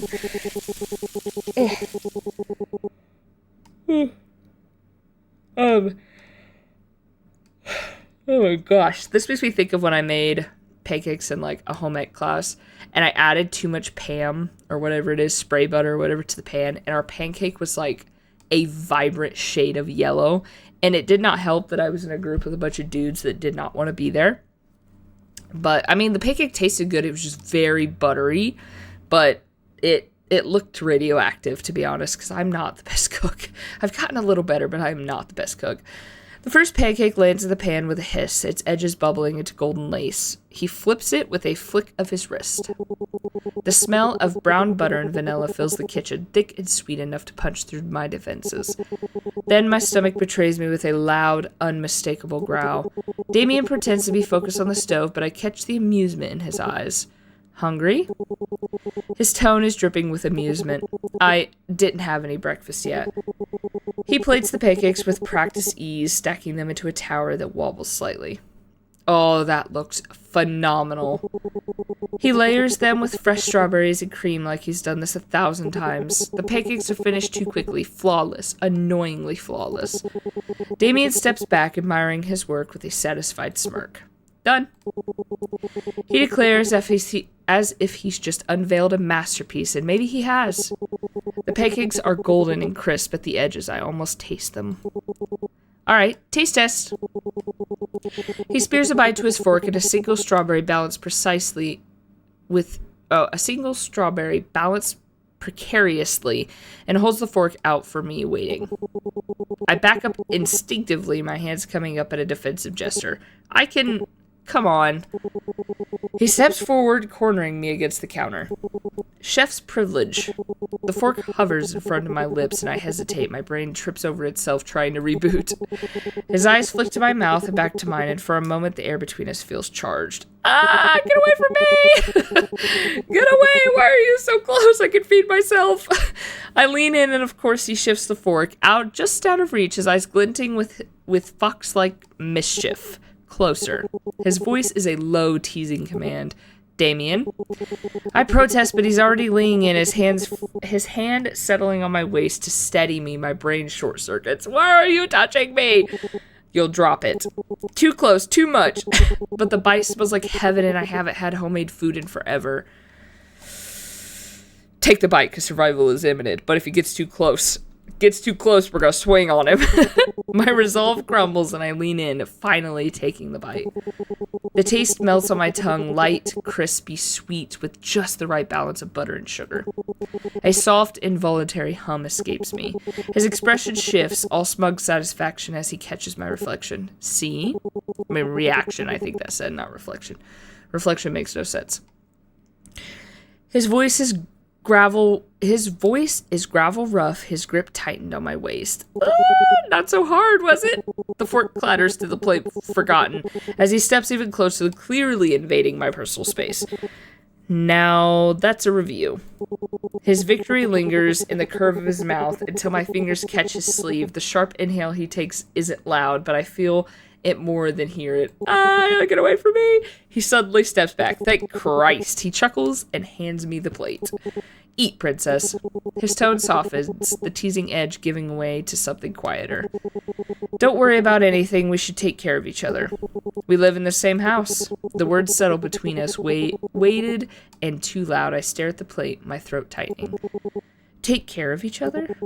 Then his phone buzzes loudly on the counter, shattering the moment. Saved by the bell, he mutters, snatching it up. Gotta take this. He's out of the kitchen before I can reply, leaving me alone with the half-eaten pancakes and the ghost of his fingerprints on on my wrist. I slump against the counter, exhaling sharply. Project, the word gnaws at me. Is that all this is? Him playing chef? Me playing what? The charity case? I slip away to my room. I should get ready for that other project. My phone rings with a notification. Oh, cute! Oh my goodness. Okay. Hey, Azura, look at this. Cookies. Made them myself. Or made those myself. Oh, you made those? They look amazing.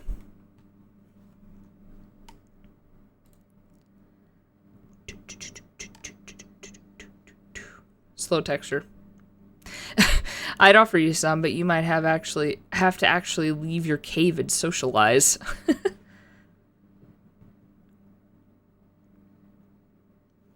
Kidding, but seriously, come try them sometime you won't regret it. Definitely. I should feel lucky, but instead I just feel tired. I sigh, locking my phone. Yet again, I'm saying what someone wants to hear. I thought it was going to be at the end. I was like, no! I fumble with my backpack straps again, adjusting them as I step into the kitchen.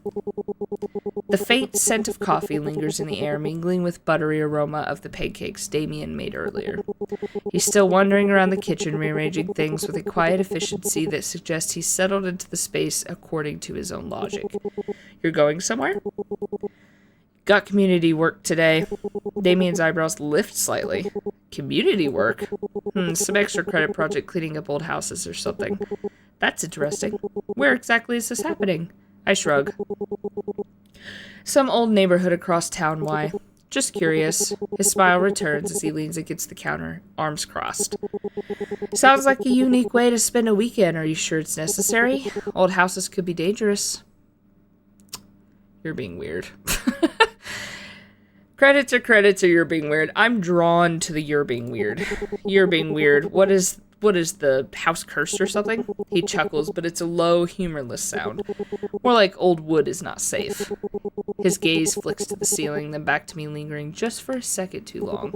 But you know, there are always places I'd avoid. Be careful, princess. His voice drops, almost a whisper, especially with old houses. Well, good luck out there. There's a pause, the air between us thick. So, see you in the evening. I pause at the doorway, glancing back. Something in his tone catches my attention, but his expression remains friendly. Thanks. I hesitate for a moment, my hands resting on the doorframe. Maybe I should pick up some pastries if I have time. I could thank him for the pancakes. The thought surprises me, but it feels right. I smile slightly and wave him goodbye before walking out the door. Goodbye, I'm gonna go get kidnapped. The streets are nearly empty, just the way I like it. Solitude gives me space to think, to mentally prepare for the headaches that is group work. I've never been fond of collaborative efforts. There are always people who don't pull their weight, leaving others to pick up the slack. It's exhausting, and today promises to be no different. A short bus ride later, I step off the bus and the map on my phone guiding me to an unfamiliar part of town. Another yawn. Ugh. Okay, I'm gonna take another drink. My freaking throat is so dry. The neighborhood feels like it's been frozen in time, but definitely well kept. I'm looking for a church, a landmark on the way to the abandoned house. That's today's project site. When I finally spot the destination, I slow my pace. Is it spoopy? It's gorgeous. I would kill to live in an old house like that. Look at the vines. Vines are so pretty, but they're so awful. The house stands like a forgotten relic. Its once grand facade, now faded and covered in ivy. Weeds choke the front yard, and the windows, though intact, are grimy and dark. A group of students is already gathered near the entrance, chatting and laughing like they're a social event rather than a work project. I take a slow breath and step forward. That's when I notice him. Seven, the guy from the cafe. His mess of blonde hair and red is unmistakable, strands falling lazily over his fair features. He's standing apart from the group, scrolling in his phone with an expression that screams disinterested. His posture is relaxed, almost too casual like he's already mentally checked out. He notices me before I decide to do anything, do anything and walks up to me, his hands shoved into his pockets. Didn't expect to see you here. His voice is low, almost bored, but there's a flicker of something in his tone. Surprise, maybe, or curiosity. I shift my bag on my shoulders, trying to catch my nonchalance.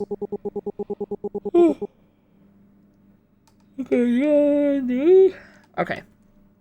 Yeah, small world, I guess. Didn't peg you for the group project type either. He shrugs, his posture is loose, almost lazy, like he's saving energy. I'm not here willingly. His tone is flat, but there's a flicker of annoyance beneath it.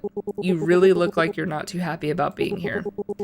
A slow, exaggerated sigh escapes him, and he runs a hand through his hair, the strands falling back into place like they've been trained to defy order. And you? Are you here to work? I glance at the group still huddled by the porch, laughing, barely paying attention. No one seems in a hurry. No, not like I had a choice. Doesn't look like anyone else is. Doesn't look like anyone else is. He follows my gaze, a ghost of a smile tugging at his lips. Typical. So, what's your excuse? The question catches me off guard, and I raise an eyebrow. Excuse? For being here, you don't strike me as the community service type. Extra credit. He nods like he expected that answer. Figures. I'm here to get it done. The faster we finish, the faster I can leave. I agree there. No point in wasting time. There's another pause, longer this time, and I could feel the weight of his gaze on me. It's not uncomfortable exactly, but it's the intense, like he's waiting for me to say something more. My gaze drifts to the darkened windows of the house. You ever been inside? No, it looks like it's seen better days. Probably full of spiders and bad vibes. Charming. He exhales through his nose, his lips curving into something almost smug. You scared? No. No, I am brave. No, I survived worse. My voice is steady, but there's a flicker of defiance in my tone. I don't want him to think I'm rattled, even if this house does give me an uneasy feeling. Bad vibes, and I get along fine. He seems a little surprised, his eyebrows lifting slightly before he shrugs. Sure, suit yourself.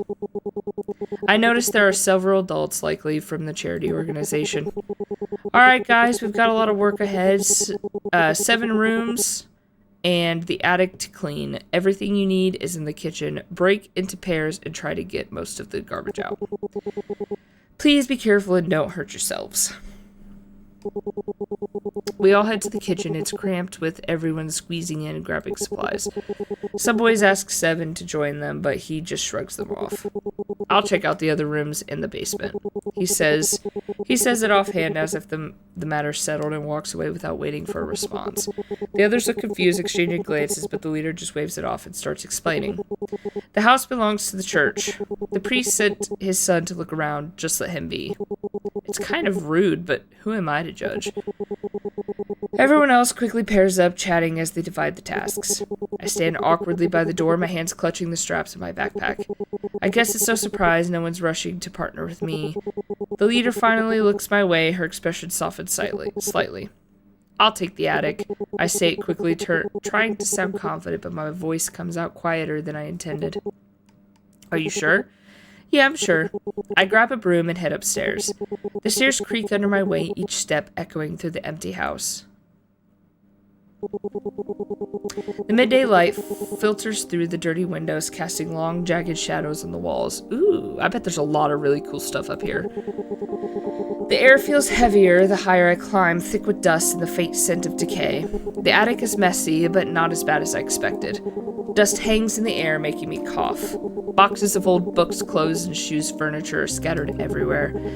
I take a deep breath and start with the books, rearranging them into neat stacks. Each one is heavy with dust, and I sneeze a few times, the sound sharp in the quiet space. As I work, I uncover a doll with one eye missing, its face half buried under the pile of clothes. Its remaining eye stares up at me, glassy and unblinking, and I set it aside carefully, avoiding its frayed seams. Someone must have loved this once, or hated it. The thought lingers in my mind as I continue cleaning, the attic slowly taking shape under my hands. The silence is almost comforting, broken only by the occasional creak of the floorboards or the distant sound of laughter from below. From elbow, what the heck? I guess they're having fun. The piles start to shrink and the attic looks a bit more organized. I wipe the sweat from my forehead, feeling a strange satisfaction. I'm doing a good job here, I guess. Why no one checks on me, though? I might as well do nothing and no one would notice. Ooh, I get to click around? Ooh. Can I click on anything? Or do I... Ooh. Interesting. What is here?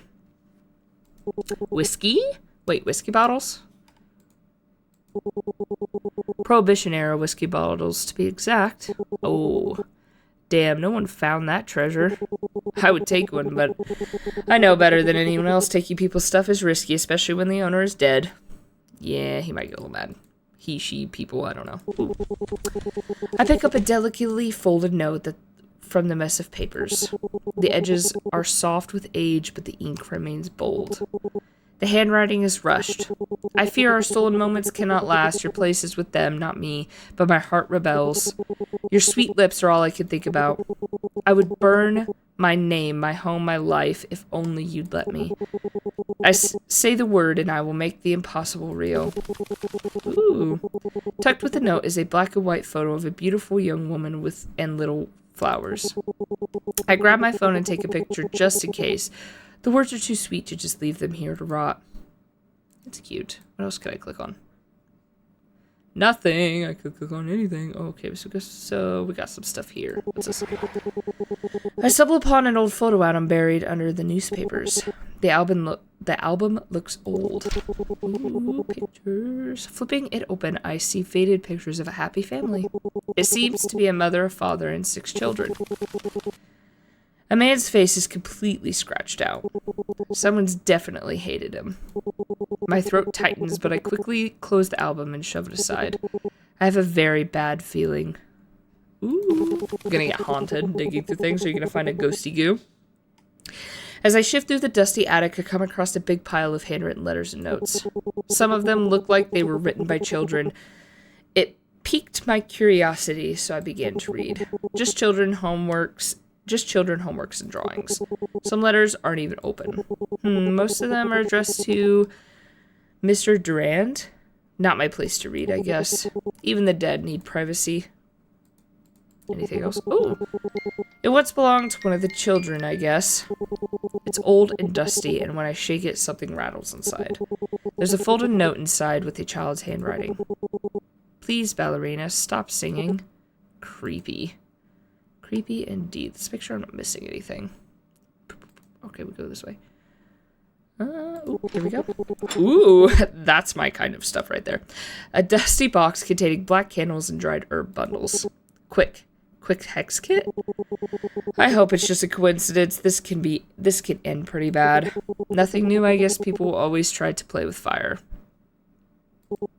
Hey. A voice slices clean through my thoughts. I flinch and I've been caught doing something I shouldn't. Sorry. He says it casually, not sounding particularly sorry, and steps inside. His movements are slow, deliberate, like he's taking in every detail of the room. Everyone wants to go home early, just came to tell you that. I nod, tried to steady my breath. Thanks. He's clearly not in a good mood, but he doesn't seem like he means any harm. Still, I can't help but feeling a bit nervous around him. There's something about the way he carries himself, quiet and intense, that makes the air feel heavier when he's near. So much dust around here. He mutters the words under his breath, almost to himself, as he picks up an old book from a nearby stack. Its cover is frayed, the edges worn soft with age, and the pages are yellowed and brittle. He flips through it absently, his expression unreadable. Found anything in the basement? Are you sure you're not just checking in on me? Found anything in the basement? Oh, there we go. 7 flips through the brittle pages of the book, his expression unimpressed. The sound of the paper rustling fills the silence, sharp and brittle, Like the attic itself is holding its breath. Not really, just rats and old boxes filled with trash. He closes the book with a soft thud, letting out a slow exhale. Same shit, different room. Awkwardness thickens the air, pressing down on me like the dust clinging to every surface. I blurt out the first thing that comes to my mind, deliberate to fill the silence. The leader said, "Your dad's the priest?" Seven's fingers freeze on the book, his grip tightens slightly, a muscle twitches in his jaw, and for a moment he doesn't say anything. Adoptive father. The correction is sharp. Congratulations, Azura, you fucked up again. Oh, I didn't. Don't. He cuts me off, his tone firm but not unkind. It's clear he'd rather not discuss it, and I feel a pang of guilt for pushing. Maybe I should ask something else. You're really bad at small talk. You seem tense. Your name is pretty unique. He seems avoidant. Maybe we should completely change the subject. Your name's unique. It's like talking about the weather. Your name, it is really usual. Seven glances at me, his green eyes narrowing slightly, like he's trying to figure out if I'm mocking him. Maybe because it isn't my actual name. There's no bite in his voice, but there's something guarded in the way he says it. It's a nickname. June came up with it when we were kids, because my full name is weird. I tilted my head in curiosity getting the better of me. Can I ask what your name is, then? None of your business. Rude. He exhales sharply, the ghost of a grin flashing before it's gone. This place, though, it's not really directed at me, more of thoughts sleeping out. He tilts his head, staring at the dust-covered doll slipped against the wooden crate, its lone glass eye glinting faintly in the dim light as if tracking us. His voice drops lower. Oh my goodness. Feels off. Before I can answer, he snatches the faded note I'd set aside earlier. His gaze flicks over the page, then sharpens. Huh. What? Nothing. With unnerving precision, he folds the paper and tucks it into his pocket. When he catches my frown, his expression shifts. A low exhale through his nose, the closest he gets to laughing. Problem? That's not yours. It's trash, like everything in here. He glances around the attic before his gaze settles back on me, noticing my disapproving look. Stay paranoid, Azura. Haunted houses eat the innocent ones first. Kids here swear this place is haunted, say they hear whispers in the halls at night. Whispers? The Durans, you really don't know? Oh boy. He plucks a faded photo from the photo album. A stiff 1920s family portrait, edges curled and yellowed, the same one I saw earlier. Perry Durand, big shot lawyer. His wife, Clary, was from old money, pillars of the community. He taps Clary's image with his nail, click, click, letting it sink in.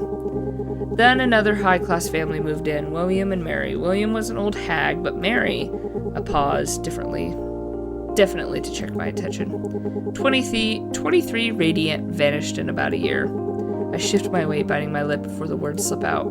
Vanished how? Like murdered? Or... His head tilts slow, like I just interrupted a sacred ritual. A flat look flicked sideways at me. Eyes half-lidded. Chem, ghost story, Azura, let me get there. I scowl, he smirks. Police found nothing, like she never existed. People assumed she ran off. No body, no trace. Then, he keeps a dramatic pause, making me lean even closer. He started seeing her. Told the priest she haunted his dreams. Guilt or something needier. His voice drips to a whisper, the last word curling like smoke. I shiver, the cold seeping into my bones. He's definitely enjoying this too much. Mr. Durand found letters, explicit ones, to Mary. He pauses, letting the implication hang. After that, she stopped eating, stopped speaking, just stared. Neighbors heard the kids crying for weeks. Then, he snaps his fingers, a sharp jarring sound that makes me flinch, embarrassing. Poof! All 6 gone. Was that necessary? Vital for the atmosphere anyway. Crib still made, coat still on hooks, like they evaporated. And Clary?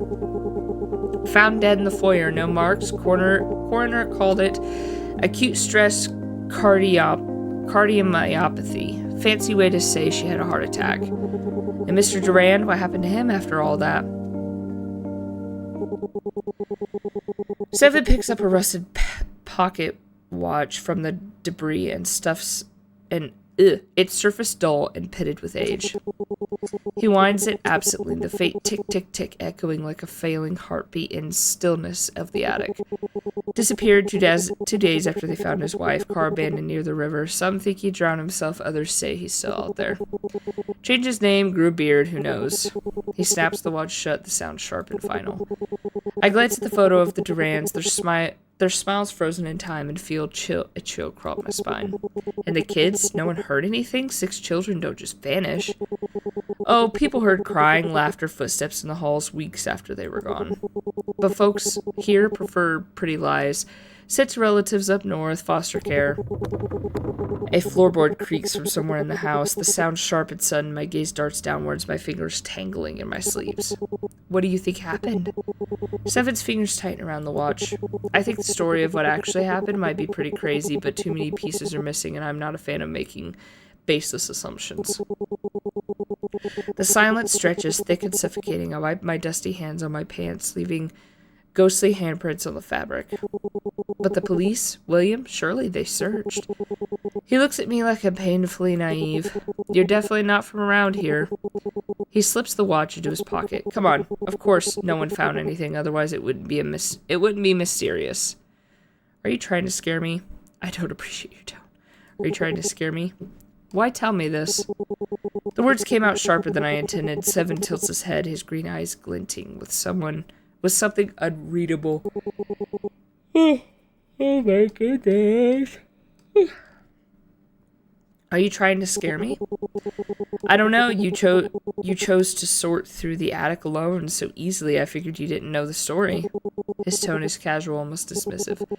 Volunteering to play maid in a dusty attic. Why the attic? Why alone? Aren't you at least nervous in such places? I paused for a moment. Why didn't you join one of the groups? Why do you care? His eyes skim over me, that quiet, unreadable confidence of someone who's already won. I don't. Just trying to figure out if you're brave or reckless. Didn't expect you to be so touchy.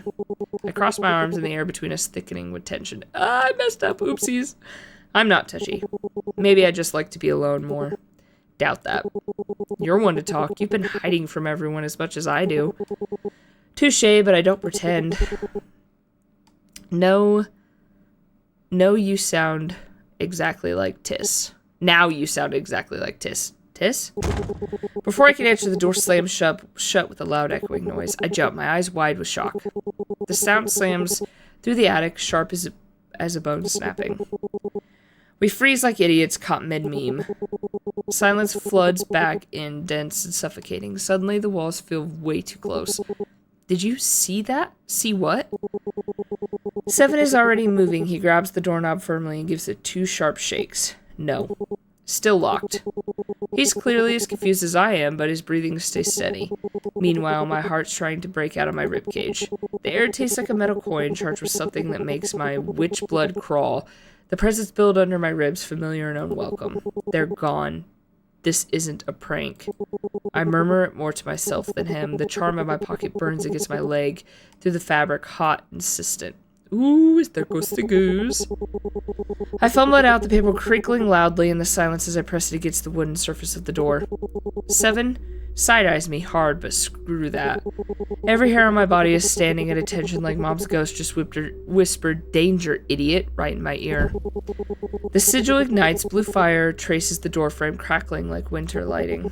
The scent of burnt paper fills the air, sharp and clean. Magic flows through my fingertips, warm and electric. A noise comes from behind the door. Not knocking, not pounding. Scratching. Before I can think, my hand flies up and slaps over Seven's mouth. He freezes. For a second, I'm sure he's going to shove me off. His eyes lock onto mine, and I can practically see the sarcastic "what the fuck" hovering in the air between us. Clever witch. The words bypass my ears entirely, manifesting inside my skull. Multiple voices layered together, each one wrong. A chill rolls down my spine. Ooh. The light bulb doesn't just burst, it implodes. Sven yanks me flush against him so fast I nearly lose my balance. Suddenly I'm pressed between his steadily cold chest and the wall, with him playing human shield while I'm basically one breath away from crumbling to my knees. His pulse steady as a fucking sniper's. The thing outside laughs. Oh my god, it's gonna get us! The door bows inward. You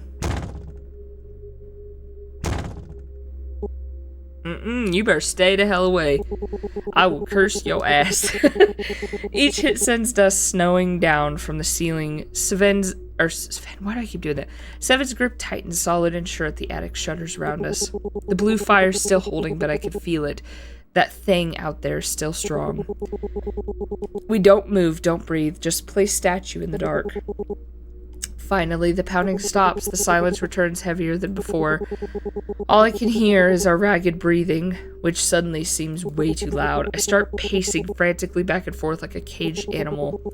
My mind races in desperate circles, grasping at half-formed ideas only to have them slip away.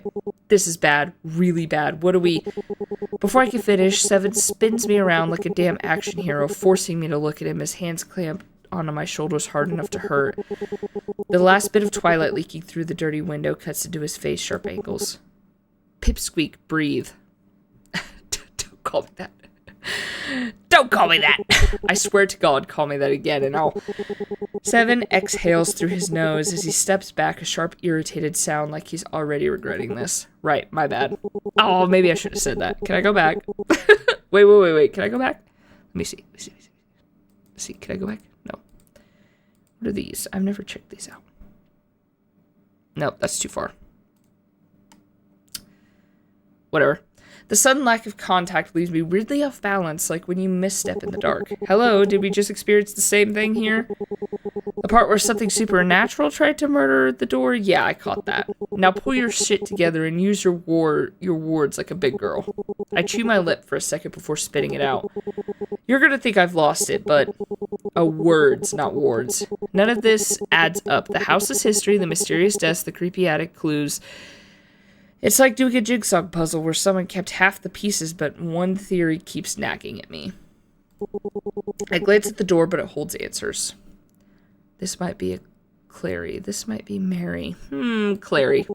This might be Clary.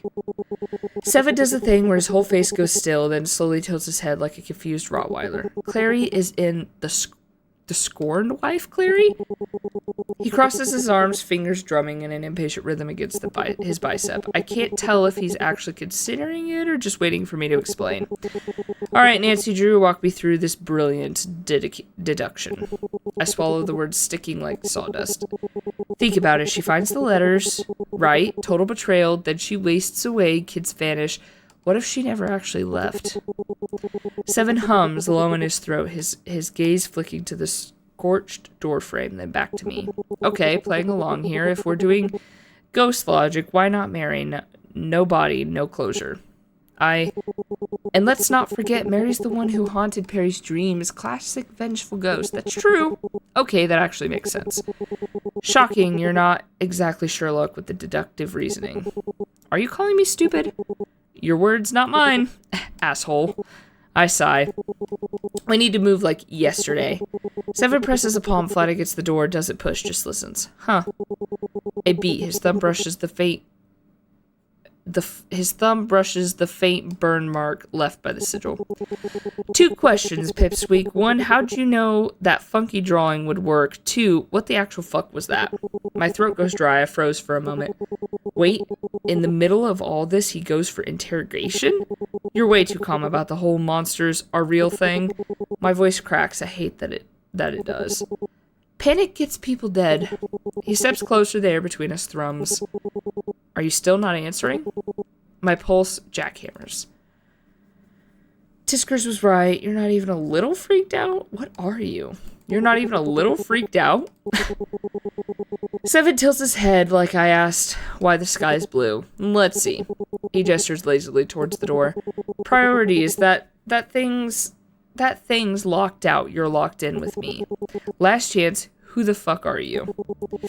He moves faster than I thought. 1 second he's a foot away. The next, my wrists are pinned above my head, slammed against the wall. That's a little fast. His grip is iron tight but controlled. Like he's making a point rather than trying to hurt me. The cold surface digs into my spine as he looms closer. His expression cruel with suspicion. Jesus Christ. Save it. Whatever game you're playing, whatever angle you're working, drop it. His eyes catch the dim light, and for a moment they seem to gleam with an unnatural light. But that has to be my imagination, right? The ghost could be tap dancing behind us, and he wouldn't blink. Every ounce of that scary focus is locked on me. Wait, please, just tell me how you did it, or is basic English too hard? His voice drips with annoyance, each word sharp and clipped with barely contained impatience. You really think this is some kind of trick? No, I think you're something tricky. So either you tell me how you managed that little fire show, or we stay here until you do. His grip tightens a fraction, enough to remind me of my position. I swallow hard, mind racing. What am I supposed to say? That I'm a witch? That I can do magic? And even if he believes me, can I trust him? He's clearly not friendly-oriented. Tick-tock, Azura. A beat. Tiskers. The name slips out like a prayer. The fuck did you just... Then the shadows move. Darkness pools like spilled oil, shaping itself. 12 pounds of pissed off familiar materializes from the shadows, his usual house cat form replaced by something that belongs on a wildlife warning sign. Get your hands off my witch. Each word drips with promise, his voice a thunderous growl. Seven's eyebrows shoot up, genuine surprise flashing across his face for half a second before his trademark smirk slams back into place. Or what, kitty? You'll scratch me? I'll do more than scratch, mortal. I'll peel your skin off in one neat piece. The air turns syrupy thick. Well, fuck me, she is a witch. And you're what exactly? His laugh comes out jagged, that kind of sound that starts as humor and ends with a threat. He releases me with exaggerated care. What are you? I'm curious. Tiskers doesn't retreat an inch, his claws extended with audible snickets, carving furrows deep enough to plant seeds in.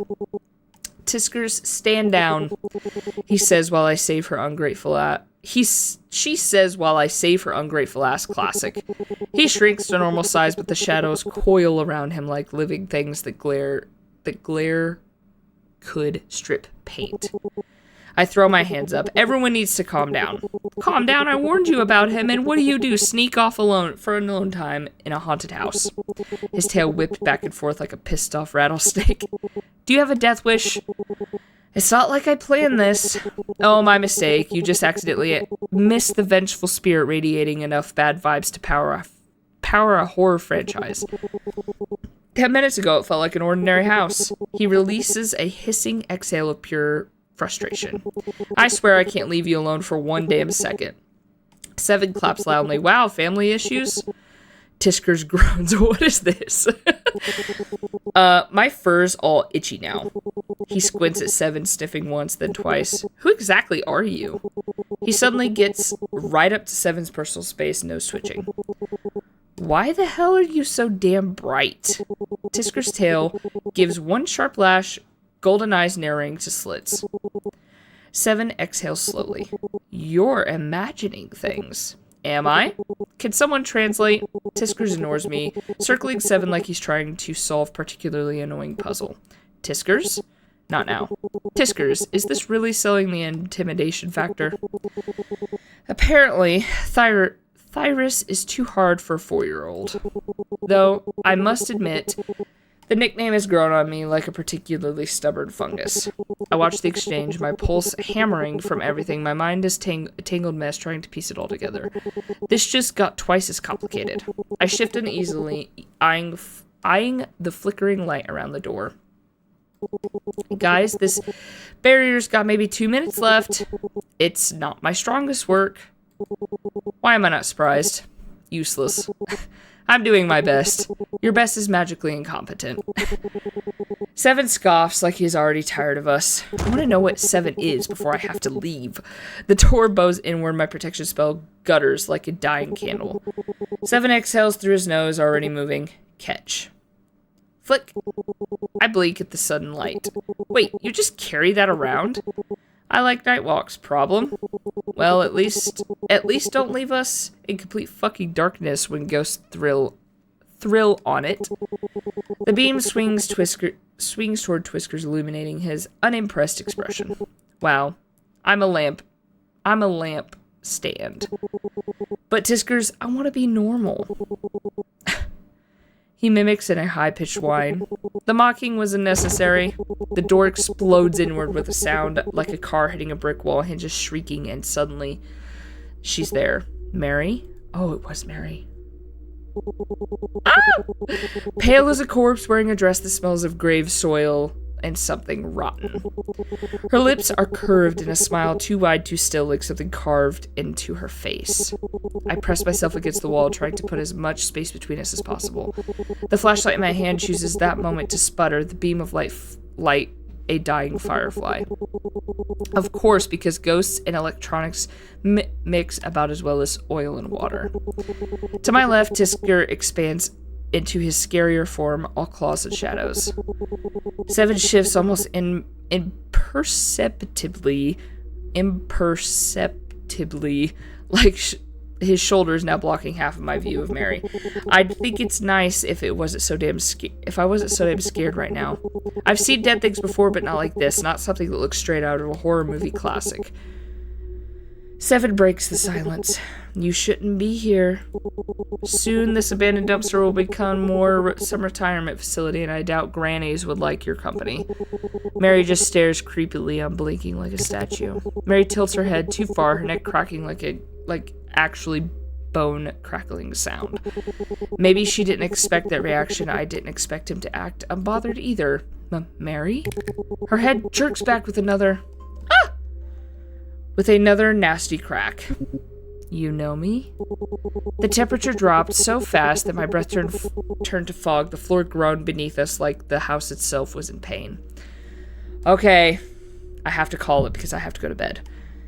So I have to get off here. But I can finish this next Wednesday. My goal today was to play multiple games today. I didn't expect this one to be so long. But I have to end the stream because it's 10:05 and I have to go to bed. So thank you guys for being here. I hope that it went well.